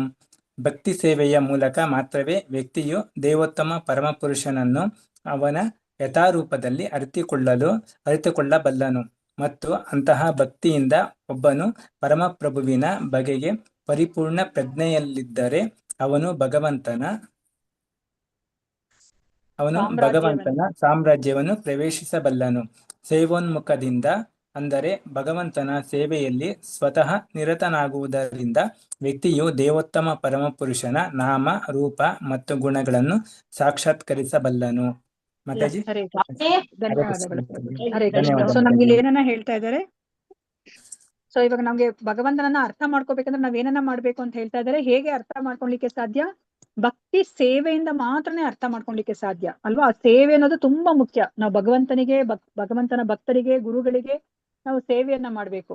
ಅವಾಗಷ್ಟೇ ನಮ್ಗೆ ಭಗವಂತ ಅವ್ರು ಒಳಗಿಂದ ನಮ್ಗೆ ಅರ್ಥ ಮಾಡಿಸ್ತಾರೆ ಅವ್ರನ್ನ. ನಾವೇ ಎಷ್ಟೇ ಪ್ರಯತ್ನ ಪಟ್ರು ಅರ್ಥ ಮಾಡಿಸ್ಕೊಳ್ಲಿಕ್ಕೆ ಸಾಧ್ಯ ಇಲ್ಲ ಅಲ್ವಾ? ನಾನಿಲ್ಲಪ್ಪ, ನಾನು ತುಂಬಾ ಜಾಣೆ, ನಾನು ಅರ್ಥ ಮಾಡ್ಕೊತೀನಿ ಅಂದ್ರೆ ಸಾಧ್ಯ ಇಲ್ಲ ಅಲ್ವಾ? ನಾವೇನ್ ಮಾಡ್ಬೇಕು? ನಾವು ಭಕ್ತಿಯುತ ಸೇವೆಯನ್ನ ಮಾಡ್ಬೇಕು. ಭಕ್ತಿಯುತ ಸೇವೆಯನ್ನ ಮಾಡಿದಾಗ ಏನಾಗುತ್ತೆ, ನಮ್ಗೆ ಒಳಗಡೆ ಇರುವಂತಹ ಆ ಕೃಷ್ಣ, ಚೈತ್ಯ ಗುರುವಾಗಿರುವಂತಹ ನಮ್ಮ ಹೃದಯದಲ್ಲಿ ಇರುವಂತಹ ಕೃಷ್ಣ, ಅವ್ರು ನಮ್ಗೆ ಅರ್ಥ ಮಾಡಿಸ್ತಾರೆ ಅಲ್ವಾ? ಸೊ ಸೇವೆ ಅಂತಂದ್ರೆ ಜಿಹ್ವಾದು, ನಾಲಿಗೆಯಿಂದನೇ ನಾವು ಮೊದಲು ಸೇವೆಯನ್ನ ಮಾಡೋದು. ಹೇಗೆ ಮಾಡ್ತೀವಿ ನಾಲಿಗೆಯಿಂದ ಸೇವೆ ಅಂದ್ರೆ? ಹೇಗ್ ಮಾಡ್ತೀವಿ? ನಾಮ ಜಪ ಮಾಡ್ಬೇಕು. ಜಪ ಮಾಡ್ಬೇಕು, ಹರೇ ಕೃಷ್ಣ ಮಹಾಮಂತ್ರವನ್ನ ಹೇಳ್ಕೋಬೇಕು, ಮತ್ತೆ ಪ್ರಸಾದವನ್ನ ನಾವು ಪ್ರಸಾದ ಸೇವಿಸ್ಬೇಕು. ಪ್ರಸಾದ ಸ್ವೀಕರಿಸ್ಬೇಕು. ಪ್ರಸಾದ ಸ್ವೀಕರಿಸಿದ್ರೆ ಏನಾಗತ್ತೆ? ನಮ್ ಶುದ್ಧೀಕರಣ ಆಗುತ್ತೆ. ಆಮೇಲೆ ಶುದ್ಧಿ ಅಂದ್ರೆ ಹೇಗಾಗತ್ತೆ? ಶುದ್ಧಿ ಅಂದ್ರೆ ಏನರ್ಥ? ನಾಮ ಜಪ ಮಾಡ್ತಾ ಮಾಡ್ತಾ ನಮ್ಮಲ್ಲಿರೋ ಒಂದು ಈ ಬದ್ಧಾತ್ಮ ಇದ್ದೀವಲ್ಲ, ಅದು ತ್ರಿಗುಣಗಳೆಲ್ಲ ಹೋಗ್ಬಿಟ್ಟು ಕಲ್ಪನೆ ಎಲ್ಲ ಹೋಗಿ ನಮ್ಗೆ ನಾಮ ಅಂದ್ರೆ 4 ನಿಯಂತ್ರಕ ತತ್ವಗಳನ್ನ ಅಳವಡಿಸ್ಕೊಂಡು ಭಗವಂತನ ಪ್ರಸಾದ ತಗೋಬೇಕು. ಜಪ ಮಾಡಿದಾಗ ನಿಮ್ಗೆ ಭಗವಂತಂದು ಜ್ಞಾನ ಇದಾಗುತ್ತೆ ಮಾತಾಜಿ. ಅವಾಗ ನಮ್ಗೆ ಅಲ್ವಾ? ಸೊ ಆಹಾರ ತುಂಬಾ ಮುಖ್ಯ. ನಾವ್ ಯಾವ್ದಕ್ಕೂ ಆಹಾರಕ್ಕೆ ತುಂಬಾ ಇಂಪಾರ್ಟೆನ್ಸೇ ಕೊಡಲ್ಲ. ನಮ್ಗೇನ್ ರುಚಿ ಇಂಪಾರ್ಟೆಂಟ್ ಅಲ್ವಾ? ಯಾವ್ದಾದ್ರು ಹೊಸ ರುಚಿ ಸಿಕ್ಕಿದ್ಯಾ, ಅಥವಾ ಯಾವ್ದಾದ್ರು ಹೊಸ ಹೋಟೆಲ್ ಓಪನ್ ಆಗಿದ್ಯಾ, ಹೊಸ ರುಚಿಯನ್ನ ಟ್ರೈ ಮಾಡೋಣ, ಅದೇ ನಮ್ಗೆ ಯೋಚನೆ ಇರುತ್ತೆ ಅಲ್ವಾ? ಅದನ್ನ ನಾವ್ ಅರ್ಥ ಮಾಡ್ಕೋತಾ ಇಲ್ಲ. ಆಹಾರ ಅಂದ್ರೆ ಬರೀ ನಮ್ಗೆ ಈ ದೇಹಕ್ಕೆ ಪೋಷಣೆ ಕೊಡ್ತಾ ಇಲ್ಲ, ಅದು ನಮ್ಮ ಮೆದುಳಲ್ಲಿ ಇರುವಂತಹ ಸೂಕ್ಷ್ಮ ಒಂದು ಏನ್ ಹೇಳ್ತಾರೆ ಆ ಭಾಗಗಳಿಗೂ ಸಹ ಅದು ನಮ್ಗೆ ಪೋಷಣೆಯನ್ನ ಕೊಡುತ್ತೆ. ಸೊ ನಾವಿವಾಗ ಕೃಷ್ಣನ ಪ್ರಸಾದವನ್ನ ತಿಂದ್ರೆ ಅಷ್ಟೇನೆ ನಮ್ಗೆ ಈಗ ಕೃಷ್ಣನ ಬಗ್ಗೆ ಕೇಳ್ಬೇಕು, ನಾವ್ ಈ ಭಕ್ತಿ ಮಾರ್ಗಕ್ಕೆ ಬರ್ಬೇಕು ಅಂತ ನಮ್ಗೆ ಅನ್ಸುತ್ತೆ. ಇಲ್ಲ ಅಂತಂದ್ರೆ ನಮ್ಗೆ ಒಂದು ಕ್ಷಣನೂ ಕುತ್ಕೊಳ್ಲಿಕ್ಕೆ ಆಗೋದಿಲ್ಲ. ಏನಪ್ಪ ಇಲ್ಲಿ ಹೇಳ್ತಾ ಇದಾರೆ, ವೇಸ್ಟ್ ಆಫ್ ಟೈಮ್ ಅಂತ ಅನ್ಸುತ್ತೆ ನಮ್ಗೆ. ಬರೀ ಇಲ್ಲಿ ಸಮಯ ವ್ಯರ್ಥ ಆಗ್ತಿದೆ ಅಂತ ನಮ್ಗೆ ಅನ್ಸುತ್ತೆ. ಸೊ ಅದಕ್ಕೋಸ್ಕರ ಅದು ತುಂಬಾ ಮುಖ್ಯ ನಮ್ಗೆ. ಎಸ್ಪೆಷಲಿ ಈ ಹಾಲ್ ಅಂತ ನಾವ್ ಏನ್ ಹೇಳ್ತೀವಿ, ಹಸುವಿನಿಂದ, ಶುದ್ಧ ಹಸುವಿನಿಂದ ಬಂದಿರುವಂತಹ ಆ ಶುದ್ಧ ಹಾಲನ್ನ ನಾವು ಕುಡಿದ್ರೆ ಅದು ನಮ್ಮ ಮೆದುಳನ್ನ ಅದು ಈ ಭಕ್ತಿ ಮಾರ್ಗಕ್ಕೆ ಬರೋ ತರ ಅದು ಕರ್ಕೊಂಡು ಹೋಗುತ್ತೆ. ಸೊ ಅದಕ್ಕೋಸ್ಕರನೇ ಮತ್ತೆ ಈ ಆಹಾರ ಪದಾರ್ಥಗಳು, ಅದಕ್ಕೇನೆ ನಮ್ಗೆ ಹಸು ಮತ್ತೆ ಎತ್ತನ್ನ ನಮ್ಗೆ ತಾಯಿ ತಂದೆ ಅಂತ ಹೇಳ್ಬಿಟ್ಟು ಕರೆಯೋದು ಅದಕ್ಕೋಸ್ಕರನೇ. ನಿಜವಾದ ತಾಯಿ ತಂದೆ ಯಾಕೆ ಅಂತಂದ್ರೆ ಆ ಹಾಲನ್ನ ಕುಡಿದು ಮತ್ತೆ ಆ ಹೆತ್ತು ಇವಾಗ ಹೊಲವನ್ನ ಉಳುತ್ತೆ. ಅವಾಗ ನಾವು ಆಹಾರವನ್ನ ನಾವು ಬೆಳಿತೀವಿ, ಅದನ್ನ ನಾವು ಭಗವಂತನಿಗೆ ಅರ್ಪಿಸಿ ನಾವು ಅದನ್ನು ಸ್ವೀಕಾರ ಮಾಡಿದಾಗ ಏನಾಗುತ್ತೆ, ನಾವ್ ಈ ಭಕ್ತಿ ಮಾರ್ಗಕ್ಕೆ ಬರ್ಲಿಕ್ಕೆ ಅದು ಸಹಾಯ ಮಾಡುತ್ತೆ ಅಲ್ವಾ? ಇಲ್ಲಾಂತಂದ್ರೆ ನಾವು ಸುಮ್ನೆ ಆಹಾರ ತಿಂದಂಗೆ ಈ ದೇಹವನ್ನ ಬೆಳೆಸ್ಕೊಳ್ಲಿಕ್ಕೆ. ಅದಕ್ಕೋಸ್ಕರ ನಮ್ಗೆ ಇಲ್ಲಿ ಏನನ್ನ ಹೇಳ್ತಾ ಇದ್ರೆ, ನಮ್ಗೆ ಜಿಹ್ವಾದವು, ನಾವು ಸೇವೆಯನ್ನ ಭಗವಂತನಿಗೆ ಹೇಗ್ ಮಾಡ್ಬೇಕು, ಹರಿನಾಮವನ್ನ ಹೇಳ್ಕೊಳೋದ್ರ ಮೂಲಕ, ಮತ್ತೆ ನಾವು ಆ ಭಗವಂತನ ಪ್ರಸಾದವನ್ನ ಸ್ವೀಕರಿಸೋದ್ರ ಮೂಲಕ ನಾವು ಸೇವೆಯನ್ನ ಮಾಡಿದ್ರೆ ಏನಾಗುತ್ತೆ, ನಮ್ಗೆ ಆ ಭಗವಂತನ ನಾಮ, ರೂಪ, ಗುಣ, ಲೀಲೆಗಳು ಅವೆಲ್ಲವೂ ಸಹ ಯಥಾವತ್ತಾಗಿ ಅರ್ಥ ಆಗತ್ತೆ ಅಲ್ವಾ? ಇಲ್ಲಾಂದ್ರೆ ನಮ್ಗೆ ಗುರುಗಳು ಹೇಳಿದ್ರು ಸಹ ನಮ್ಗೆ ಅರ್ಥ ಆಗ್ಲಿಕ್ಕೆ ಸಾಧ್ಯ ಇಲ್ಲ. ಸೊ ನಾವು ಸಹ ಶುದ್ಧರಾಗ್ಬೇಕು. ಶುದ್ಧರಾಗ್ತಾ ಆಗ್ತಾನೆ ನಮ್ಗೆ ಅರ್ಥ ಆಗೋದು ಅಲ್ವಾ. ಇವಾಗ ನೋಡಿ ನಾವು ಸೇವೆಯನ್ನ ಮಾಡ್ತಾ ಇದೀವಿ, ಇವಾಗ ಭಗವಂತನಿಗೂ ಸಹ ನಾವು ಇವಾಗ ಪ್ರಸಾದವನ್ನ ಅರ್ಪಿಸ್ತಾ ಇದೀವಿ ಅಲ್ವಾ. ಸೊ ನಾವ್ ಇವಾಗ ಭಗವಂತನಿಗೆ ಅರ್ಪಿಸ್ತಾ ಇರೋ ಪ್ರಸಾದ ಹೇಗಿದೆ ಅಂತ ನಮ್ಗೆ ಹೇಗ್ ಗೊತ್ತಾಗುತ್ತೆ, ಅದು ಯಾವ ಮಟ್ಟದ್ದು ಅಂತ ಹೇಳ್ಬಿಟ್ಟು ಹೇಗ್ ಗೊತ್ತಾಗುತ್ತೆ? ನಾವು ತಿಂದಾದ್ಮೇಲೆ ನಮ್ಗೆ ನಾಲ್ಗೆ ರುಚಿಲಿಂದ ನಮ್ಗೆ ಗೊತ್ತಾಗುತ್ತೆ. ಅಲ್ವಾ. ಸೊ ಇವಾಗ ಬೇರೆ ಭಕ್ತರೆಲ್ಲರೂ ಸಹ ಅದನ್ನ ಒಪ್ಕೋಬೇಕು, ಚೆನ್ನಾಗ್ ಮಾಡಿದೀರಾ, ತುಂಬಾ ರುಚಿಯಾಗಿದೆ ಅಂತ ಹೇಳ್ಬಿಟ್ಟು ಅಲ್ವಾ. ಅದೇ So ಇವಾಗ ಮಾತಾಜಿ, ಕೃಷ್ಣ ಹೇಳಿ ಮಾತಾಜಿ. ಹೊರಗಿಂದು ನಾವು ತಿಂದಾಗ ನಮ್ ಕಾನ್ಶಿಯಸ್, ಇವಾಗ ನಾವು ಭಕ್ತಿಯಲ್ಲಿ ಬಂದಿವಿ ಮಾತಾಜಿ, ಜಪ ಮಾಡ್ತಾ ಇದೀವಿ, ನಾವು ಹೊರಗಿಂದು ಹೋಟ್ಲ್ ಆಗ್ಲಿ ಹೊರಗಿಂದ ಯಾರೋ ತಿಂದ್ರೆ ನಮ್ಗೆ ಕಾನ್ಶಿಯಸ್ ಜಪ ಮಾಡಕ್ಕಲ್ಕ ನಮ್ಗೆ ಗೊತ್ತಾಗುತ್ತೆ, ಕೂಡೋದೇ ಇಲ್ಲ ಮನಸ್ಸು, ಆಚೆನೆ ಹೋಗ್ತಾನೆ ಇರುತ್ತೆ. ಅಯ್ಯೋ ನನ್ ಯಾಕೆ ಹಿಂಗಾಗುತ್ತೆ ಅಂತ ಬಹಳ ಸಲ ಟ್ರೈ ಮಾಡಿ ಅವಾಗ ಗೊತ್ತಾಗ, ಹೊರಗಿಂದ ತಿಂದಾಗೆ ನಮ್ಗೆ ಕಾನ್ಶಿಯಸ್ ಇರೋದಿಲ್ಲ ಮಾತಾಜಿ ಕೃಷ್ಣದ್ದು. ಯಾವಾಗ ಅಲ್ವಾ. ಪ್ರಸಾದ ತಿಂದಾಗೆ ಸೊ ಅದ್ ನಮ್ಗೆ ಗೊತ್ತಾಗೋಗ್ಬಿಡುತ್ತೆ, ನಮ್ಗೆ ಹೌದು. ಎಷ್ಟು ಅದು ಅದೇನು ಆನಂದ ಅನ್ನೋದು ನಮ್ಗೆ ಸಿಗುತ್ತೆ ಆ ಭಕ್ತಿ ಸೇವೆ ಮಾಡಿದಾಗ, ಅದರಿಂದ ನಮ್ಗೆ ಗೊತ್ತಾಗುತ್ತೆ. ಸೊ ಅದಕ್ಕೆ ನಮ್ಗೆ ಏನ್ ಹೇಳ್ತಾರೆ ಆಚಾರ್ಯರು ಅಂದ್ರೆ, ನೀವು ಹೇಗೆ ಭಕ್ತಿಲಿ ಮುಂದುವರಿತೀರ ಅಂತ ಹೇಗೆ ಗೊತ್ತಾಗುತ್ತೆ. ಸೊ ಕೃಷ್ಣ ತುಂಬಾ ಅವರು ಏನು ಭಕ್ತ ವತ್ಸಲ, ಭಾವಗ್ರಾಹಿ ಜನಾರ್ದನ ಅಲ್ವಾ. ಇವಾಗ ನಾವಿವಾಗ ಭಕ್ತಿಗೆ ಈಗ ಹೊಸದಾಗಿ ಬಂದಾಗ ನಾವಿವಾಗ ಭಗವಂತನಿಗೆ ನೈವೇದ್ಯವನ್ನ ಅರ್ಪಿಸ್ತೀವಿ ಅಲ್ವಾ. ನೈವೇದ್ಯವನ್ನ ಅರ್ಪಿಸಿದಾಗ ನಾನು ಇವಾಗ ಆ ಒಂದು ಹಾಲನ್ನ ಅಲ್ವಾ, ಆ ಭಕ್ಷ್ಯವನ್ನ ಅರ್ಪಿಸ್ತೀವಿ. ನಾವು ಭಕ್ಷ್ಯವನ್ನ ಅರ್ಪಿಸಿದಾಗ ಭಗವಂತ ಅದನ್ನ ಸ್ವೀಕರಿಸ್ತಾರೆ. ಆದ್ರೆ ನಮ್ದು ಇನ್ನ ಮನಸ್ಸು ಶುದ್ಧ ಆಗಿಲ್ಲ ಅಲ್ವಾ. ಇವಾಗ ನಿಮ್ಗೇನಾದ್ರೂ ಸಹ ಇವಾಗ ಪಾಯಸನೇ ಕೊಡ್ತೀನಿ ಅನ್ಕೊಳ್ಳಿ, ಪಾಯಸದಲ್ಲಿ ಇವಾಗ ಅದೆಷ್ಟು ರುಚಿ ಅಲ್ವಾ, ಪಾಯಸ ಹೇಗೆ ಮಾಡಿದ್ರು ರುಚಿಯಾಗಿರುತ್ತೆ. ಆದ್ರೆ ಅದ್ರಲ್ಲಿ ನಿಮ್ಗೆ ಕಲ್ಲು ಸಿಕ್ಕಿದ್ರೆ ನಿಮ್ಗೆ ಸಂತೋಷ ಅನ್ಸುತ್ತಾ?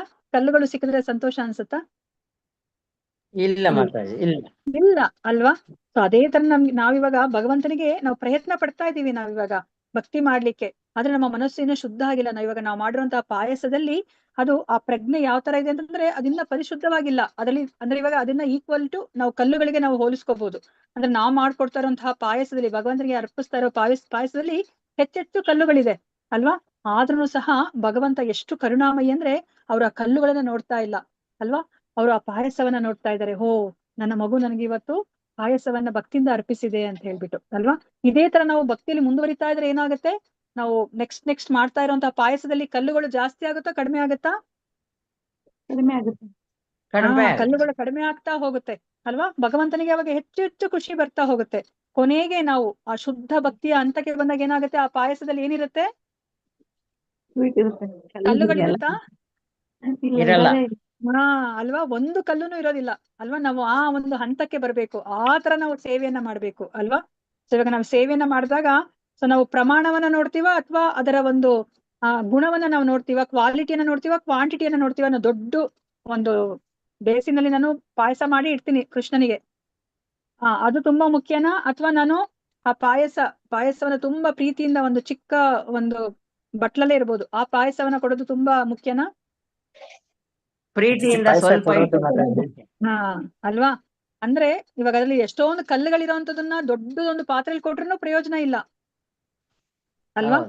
ಸೊ ಅದ್ ಯಾವಾಗ ಪ್ರಯೋಜನ ಆಗುತ್ತೆ, ನಾನು ದೊಡ್ಡ ಒಂದು ಕಡಾಯಿಯಲ್ಲಿ ನಾನು ಪಾಯಸವನ್ನ ತಯಾರಿಸಿ ಭಗವಂತನಿಗೆ ಕೊಡೋದು ಯಾವಾಗ ಪ್ರಯೋಜನ ಆಗುತ್ತೆ ಅಂತಂದ್ರೆ ಅದ್ರಲ್ಲಿ ಒಂದು ಕಲ್ಲುನು ಇರಬಾರ್ದು ಅಲ್ವಾ. ಒಂದು ಕಲ್ಲು ಇಲ್ದಲೇ ಇರೋ ತರ ನಾನು ಅಂದ್ರೆ ಕ್ವಾಂಟಿಟಿ, ಅವಾಗ ಆ ಕ್ವಾಂಟಿಟಿಯ ಪ್ರಮಾಣ ಅನ್ನೋದು ತುಂಬಾ ಮುಖ್ಯ ಆಗುತ್ತೆ. ಇಲ್ಲ ಅಂತಂದ್ರೆ ಏನಾಗುತ್ತೆ, ನಾನು ಎಷ್ಟೊಂದು ನಾನು ಸೇವೆ ಮಾಡ್ತಾ ಇರ್ಬೋದು, ಆದ್ರೆ ನನ್ನ ಮನಸ್ಸಲ್ಲಿ ಕಲುಷಿತ ಭಾವನೆ ಇದೆ ಅಂತಂದ್ರೆ ಏನು ಪ್ರಯೋಜನ ಇಲ್ಲ. ನಾನು ಬೆಳಗ್ಗೆಯಿಂದ ರಾತ್ರಿ ತನಕ ಇವಾಗ ಭಗವಂತನಿಗೆ ನಾನು ಸೇವೆನ ಮಾಡ್ತಾ ಇದ್ದೀನಿ, ಆದ್ರೆ ಅದು ಮನಸ್ಸು ನಂದು ಕಲುಷಿತವಾಗಿದೆ ಅಲ್ವಾ. ಬೇರೆಯವ್ರನ್ನ ನೋಡಿದ್ರೆ ಅಸೂಯೆ ಬರ್ತಾ ಇದೆ ಅಲ್ವಾ, ಬೇರೆಯವ್ರ ಜೊತೆ ನಾನು ಯಾವಾಗ್ಲೂ ಕಂಪೇರ್ ಮಾಡ್ಕೋತೀನಿ ಅಲ್ವಾ. ಮತ್ತೆ ನನಗೆ ಹೆಸರೇನಾದ್ರೂ ಬರ್ತಿದ್ಯಾ ಅಂತ ನಾನು ನೋಡ್ತೀನಿ, ನನ್ನ ಹೆಸರು ಎಲ್ಲಾದ್ರೂ ಕೇಳಿಸ್ತಾ ಇದೆಯಾ, ನನ್ನನ್ನು ಹೊಗಳ್ತಾ ಇದಾರೆ ಯಾರಾದ್ರೂ ಅಂತ ನೋಡ್ತಾ ಇದ್ದೀನಿ ಅಲ್ವಾ. ಈ ತರದೆಲ್ಲ ಮಾಡ್ತಿದ್ದಾಗ ಅದು ಪರಿಪೂರ್ಣತೆ ಇಲ್ಲ ಅದು ಅಲ್ವಾ. ಸೊ ಇವಾಗ ಸೇವೆಯಲ್ಲಿ ಹೌದು ಎರಡೂ ಮುಖ್ಯ ಆಗುತ್ತೆ, ಕ್ವಾಲಿಟಿನೂ ಮುಖ್ಯ, ಕ್ವಾಂಟಿಟಿನೂ ಮುಖ್ಯ. ಕ್ವಾಂಟಿಟಿ ಯಾವಾಗ ಮುಖ್ಯ ಆಗುತ್ತೆ ಅಂತಂದ್ರೆ ಆ ಕ್ವಾಲಿಟಿ ಜೊತೆ ಕೊಟ್ಟಾಗ ಕ್ವಾಂಟಿಟಿ ಅನ್ನೋದು ಮುಖ್ಯ ಆಗುತ್ತೆ ಅಲ್ವಾ. ಅದಕ್ಕೆ ಹೌದು, ನಾವ್ ಇವಾಗ ಮೊದಲೇ ಹೆಜ್ಜೆ ಇಟ್ಟಿದೀವಿ, ನಾವ್ ಈಗ್ಲೇನೆ ನಾವು ಆ ಪರಿಶುದ್ಧ ಹಂತಕ್ಕೆ ಬರ್ಲಿಕ್ಕೆ ಸಾಧ್ಯ ಇಲ್ಲ. ಆದ್ರೆ ನಾವು ಈ ಒಂದು ಸಾಧನೆನ ನಾವು ಮಾಡ್ತಾ ಮಾಡ್ತಾ ಮಾಡ್ತಾ ನಾವು ಹೋಗ್ಬೇಕಾಗುತ್ತೆ. ಮಾಡ್ತಾ ಮಾಡ್ತಾ ಮಾಡ್ತಾ ಇದ್ದಾಗ ನಮ್ಗೇನಾಗುತ್ತೆ, ನಮ್ಮ ಹೃದಯ ಪರಿಶುದ್ಧ ಆಗ್ತಾ ಬರುತ್ತೆ. ಅವಾಗ ನಮ್ಗೆ ಆ ಭಗವಂತನ ಇರುವಿಕೆ, ಅವರ ನಾಮವನ್ನು ಉಚ್ಚಾರಣೆ ಮಾಡಿದಾಗ, ಅವರ ರೂಪವನ್ನ ಜ್ಞಾಪಿಸ್ಕೊಂಡಾಗ, ಅವರ ಗುಣಗಳನ್ನ ಲೀಲೆಗಳನ್ನ ನಾವು ಕೇಳಿಸ್ಕೊಂಡಾಗ, ಶ್ರವಣ ಮಾಡಿದಾಗ ನಾವು ಅವರ ಸಂಪರ್ಕಕ್ಕೆ ಬರ್ತೀವಿ. ಅವರ ಸಂಪರ್ಕಕ್ಕೆ ಬರೋ ಆ ಒಂದು ಅರಿವು ನಮ್ಗಾಗತ್ತೆ. ಯಾಕಂದ್ರೆ ಭಗವಂತ ಅವ್ರು ಯಾವಾಗ್ಲೂ ಆನಂದವಾಗಿ ಇರ್ತಾರೆ. ನಾವಿವಾಗ ಭಗವಂತನ ಜೊತೆಯಲ್ಲಿ ನಾವು ಸಂಪರ್ಕದಲ್ಲಿ ಇದೀವಿ ಅಂದ್ರೆ ನಾವು ಸಹ ಯಾವಾಗ್ಲೂ ಆನಂದದಲ್ಲಿ ಇರ್ತೀವಿ. ನನಗೆ ಯಾರೋ ಇವಾಗ ಏನೋ ಒಂದು ಏನು ರೇಷ್ಮೆ ಸೀರೆ ಕೊಟ್ರು ಅಥವಾ ಒಂದು ಬಂಗಾರದ ಒಡವೆ ಕೊಟ್ರು ಅಂತ ಹೇಳ್ಬಿಟ್ಟು ನನಗೆ ಸಂತೋಷ ಅಲ್ಲ. ಯಾವುದೇ ವಿನಾಕಾರಣ ಯಾವುದೇ ಒಂದು ಕಾರಣ ಇಲ್ಲದೆ ನನಗೆ ಸಂತೋಷ ಸಿಗ್ತಾ ಹೋಗುತ್ತೆ. ಯಾವಾಗ ಅದು ಸಾಧ್ಯ ಆಗತ್ತೆ?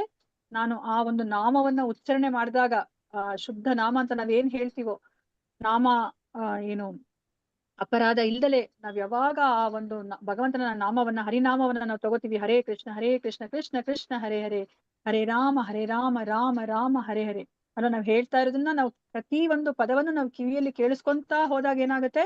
ಸೊ ನಾವು ಅವಾಗ ಕೃಷ್ಣನ ಸಂಪರ್ಕಕ್ಕೆ ಬರ್ತೀವಿ. ಆಗ ನಮ್ಗೆ ತುಂಬಾ ಸಂತೋಷ ಆಗತ್ತೆ ಅಲ್ವಾ? ಆ ಒಂದು ಏನು ಪ್ರಜ್ಞೆಲಿ ನಾವು ಆ ಹರಿನಾಮವನ್ನ ನಾವು ಹೇಳ್ಕೋಬೇಕಾಗತ್ತೆ ಅಲ್ವಾ? ಆಗ ನಮ್ಗೆ ಭಗವಂತನ ಎಲ್ಲವೂ ಅರ್ಥ ಆಗತ್ತೆ.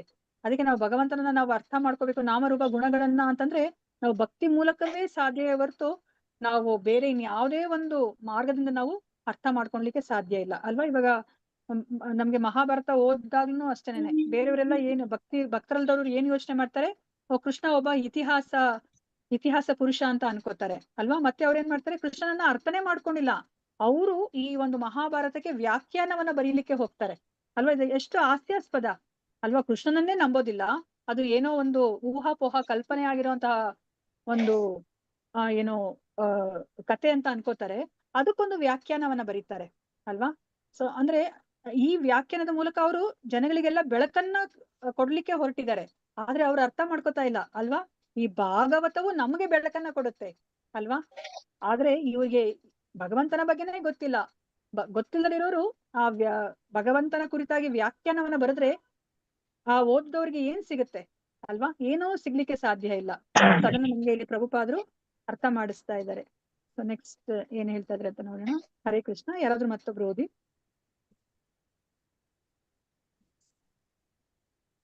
ಹರೇ ಕೃಷ್ಣ.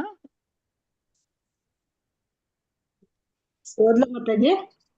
ಓದಿ ಮಾತಾಜಿ. ಕೃಷ್ಣ ಮಾತಾಜಿ. ದೇವತೆಗಳು ಹೇಳುತ್ತಾರೆ, ಏ ಭಗವಂತನೇ, ನಿರಾಕಾರವಾದಿಗಳು ಭಕ್ತರಲ್ಲದವರಾಗಿದ್ದು ನಿನ್ನ ನಾಮವು ರೂಪದಿಂದ ಬೇರೆ ಅಲ್ಲವೆಂಬುದನ್ನು ಅರಿಯಲಾರರು.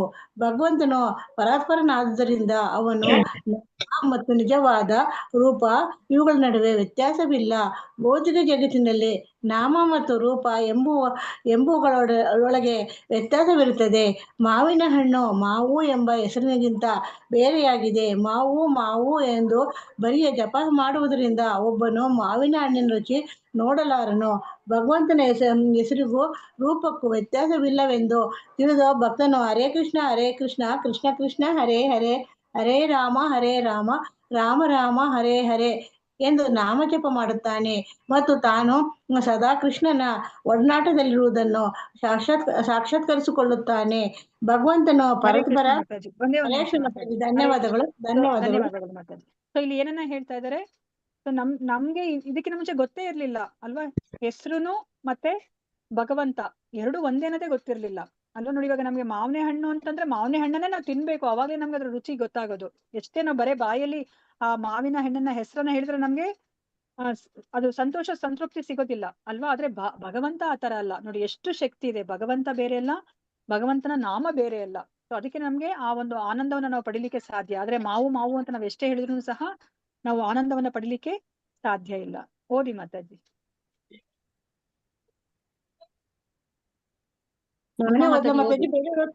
ಓದಿ ಮಾತಾಜಿ. ಓದ್ಬಿಡಿ, ಯಾರು ಓದ್ತಾ ಇಲ್ವಲ್ಲ, ಓದ್ಬಿಡಿ. ಭಗವಂತನು ಪರಸ್ಪರ ಜ್ಞಾನದಲ್ಲಿ ತುಂಬಾ ಮುಂದುವರಿಯದ ವ್ಯಕ್ತಿಗಳಿಗೆ ಕೃಷ್ಣನು ತನ್ನ ದಿವ್ಯ ಲೀಲೆಗಳನ್ನು ಪ್ರದರ್ಶಿಸುತ್ತಾನೆ. ಅವರು ಭಗವಂತನ ಲೀಲೆಗಳನ್ನು ಕೇವಲ ಚಿಂತನೆ ಮಾಡಿ ಪೂರ್ಣ ಪ್ರಯೋಜನವನ್ನು ಪಡೆಯಬಲ್ಲರು. ಭಗವಂತನ ದಿವ್ಯನಾಮ ಮತ್ತು ರೂಪಗಳಿಗೆ ವ್ಯತ್ಯಾಸವಿಲ್ಲದಿರುವುದರಿಂದ ಭಗವಂತನ ದಿವ್ಯ ಲೀಲೆಗಳು ಮತ್ತು ರೂಪದ ನಡುವೆಯೂ ವ್ಯತ್ಯಾಸವಿಲ್ಲ. ಮಹರ್ಷಿ ವೇದವ್ಯಾಸರು ಕಡಿಮೆ ಬುದ್ಧಿಯವರಿಗಾಗಿ, ಶ್ರೀಯರು, ಕಾರ್ಮಿಕರು ಮತ್ತು ವಾಣಿಜ್ಯ ವರ್ಗದವರಿಗಾಗಿ ಮಹಾಭಾರತವನ್ನು ಬರೆದರು. ಮಹಾಭಾರತದಲ್ಲಿ ಕೃಷ್ಣನು ತನ್ನ ಬೇರೆ ಬೇರೆ ಕಾರ್ಯಗಳಲ್ಲಿ ಕಾಣಿಸಿಕೊಳ್ಳುತ್ತಾನೆ. ಮಹಾಭಾರತವು ಇತಿಹಾಸವಾಗಿರುತ್ತದೆ ಮತ್ತು ಕೃಷ್ಣನು ದಿವ್ಯವಾದ ಚಟುವಟಿಕೆಗಳನ್ನು ಅಧ್ಯಯನ ಮಾಡುವುದರಿಂದ, ಶ್ರವಣ ಮಾಡುವುದರಿಂದ ಮತ್ತು ಸ್ಮರಣೆ ಮಾಡುವುದರಿಂದ ಅಲ್ಪ ಬುದ್ಧಿಯವರು ಕೂಡ ನಿಧಾನವಾಗಿ ನಿರ್ಮಲ ಭಕ್ತರ ದರ್ಜೆಗೆ ಏರಬಹುದು. ಹರೇ ಕೃಷ್ಣ ಮಾತಾಜಿ. ಧನ್ಯವಾದಗಳು. ಧನ್ಯವಾದಗಳು. ನೋಡಿ, ಇಲ್ಲಿ ಏನನ್ನ ಹೇಳ್ತಾ ಇದ್ದಾರೆ? ಇವಾಗ ಭಗವಂತನ ನಾಮ ಮತ್ತೆ ರೂಪಕ್ಕೆ ಏನು ವ್ಯತ್ಯಾಸ ಇಲ್ಲ. ಸೊ ಅದೇ ತರನೇ ಇಲ್ಲಿ ಏನನ್ನ ಹೇಳ್ತಾ ಇದ್ದಾರೆ? ಭಗವಂತನ ದಿವ್ಯ ಲೀಲೆಗಳು ಮತ್ತು ರೂಪದ ನಡುವೆನೂ ಸಹ ಏನು ವ್ಯತ್ಯಾಸ ಇಲ್ಲ. ಅಂದ್ರೆ ಭಗವಂತನ ನಾಮ, ರೂಪ, ಗುಣ, ಲೀಲೆ ಇವೆಲ್ಲವೂ ಸಹ ಭಗವಂತನಿಗೆ ಸಮಾನ ಅಲ್ವಾ. ಸೊ ಇವಾಗ ನಮ್ಗೆ ಭಗವಂತನ ಹೆಸರನ್ನ ತಗೊಳ್ಳಿ ಅಂದ್ರೆ ನಮ್ಗೆ ಕಷ್ಟ. ಅಲ್ಲಿ ಕುತ್ಕೊಂಡು 2 ಗಂಟೆಗಳ ಕಾಲ ಜಪ ಮಾಡಿ ಅಂದ್ರೆ ಆಗೋದಿಲ್ಲ. ಅದೇ ಇವಾಗ ಮಹಾಭಾರತದ ಸೀರಿಯಲ್ ಬಂದ್ರೆ ನಾವೇನ್ ಮಾಡ್ತೀವಿ, ಅಂತ ನಾವು ನೋಡ್ತೀವಿ. ಅದೇ ಯಾರಾದ್ರೂ ಒಬ್ರು ಕಥೆಯನ್ನ ಹೇಳಿದ್ರೆ, ಅಂದ್ರೆ ಮಹಾಭಾರತದಲ್ಲಿ ಇರುವಂತ ಕಥೆಗಳನ್ನ ಹೇಳಿದ್ರೆ ಒಂದ್ಸತಿ ಏನಾಯ್ತು ಗೊತ್ತಾ ಅಂತ ಹೇಳ್ಬಿಟ್ಟು ಹೇಳಿದ್ರೆ ಸಾಕು, ನಾವು ನಿದ್ದೆ ಮಾಡ್ತಿರೋರು ಎದ್ದು ಕುತ್ಕೊಂಡ್ಬಿಡ್ತೀವಿ, ಏನಾಯ್ತಂತೆ ಅಂತ ಹೇಳ್ಬಿಟ್ಟು ಅಲ್ವಾ. ಅದಕ್ಕೋಸ್ಕರ ಕಡಿಮೆ ಬುದ್ಧಿಯವರಿಗೋಸ್ಕರನೇ ಇಲ್ಲಿ ಮಹಾಭಾರತವನ್ನ ವೇದವ್ಯಾಸರು ಬರ್ದಿರೋದು. ಅಂದ್ರೆ ಈಗಾದ್ರೂ ಸರಿ, ಹೇಗಾದ್ರೂ ಸರಿ ಅಲ್ವಾ, ಕೇನ ಪ್ರಕಾರೇಣ ಎಲ್ಲರನ್ನೂ ಸಹ ಭಕ್ತಿ ಮಾರ್ಗಕ್ಕೆ ಕರ್ಕೊಂಡ್ ಬರ್ಬೇಕು. ಅದಕ್ಕೋಸ್ಕರ ಅವರು ಈ ಭಗವಂತನ ಲೀಲೆಗಳನ್ನ ಅಲ್ಲಿ ಕೊಟ್ಟಿದ್ದಾರೆ. ಅವಾಗ ಇದನ್ನ ಕೇಳಿಸ್ಕೊಂಡಾಗ ಏನಾಗುತ್ತೆ, ಅವರು ಕ್ರಮೇಣ ಅವರು ಪರಿಶುದ್ಧರಾಗಿ ಅವರು ಭಕ್ತಿ ಮಾರ್ಗಕ್ಕೆ ಬರ್ತಾರೆ ಅಲ್ವಾ. ಅದಕ್ಕೋಸ್ಕರ ಅಲ್ಪ ಬುದ್ಧಿಯವ್ರಿಗೋಸ್ಕರನೇ ಈ ಮಹಾಭಾರತ ಅಂತಹ ಅಂತಹ ಒಂದು ಕಥೆಗಳನ್ನ, ಪುರಾಣಗಳನ್ನ ವೇದವ್ಯಾಸರು ಕೊಟ್ಟಿದ್ದಾರೆ. ಸೊ ಕಡಿಮೆ ಬುದ್ಧಿಯವರು ಅಂದ್ರೆ ಯಾರು ಅಂತ ಹೇಳ್ತಿದ್ದಾರೆ ಇಲ್ಲಿ, ಸ್ತ್ರೀಯರು, ಕಾರ್ಮಿಕರು, ಮತ್ತೆ ವಾಣಿಜ್ಯ ವರ್ಗದವರು ಅಂತ ಹೇಳ್ಬಿಟ್ಟು ಇಲ್ಲಿ ಹೇಳ್ತಾ ಇದ್ದಾರೆ. ಉಮಾ ಮಾತಾಜಿ, ಓದಿ ಮಾತಾಜಿ. ಹರೇ ಕೃಷ್ಣ ಮಾತಾಜಿ.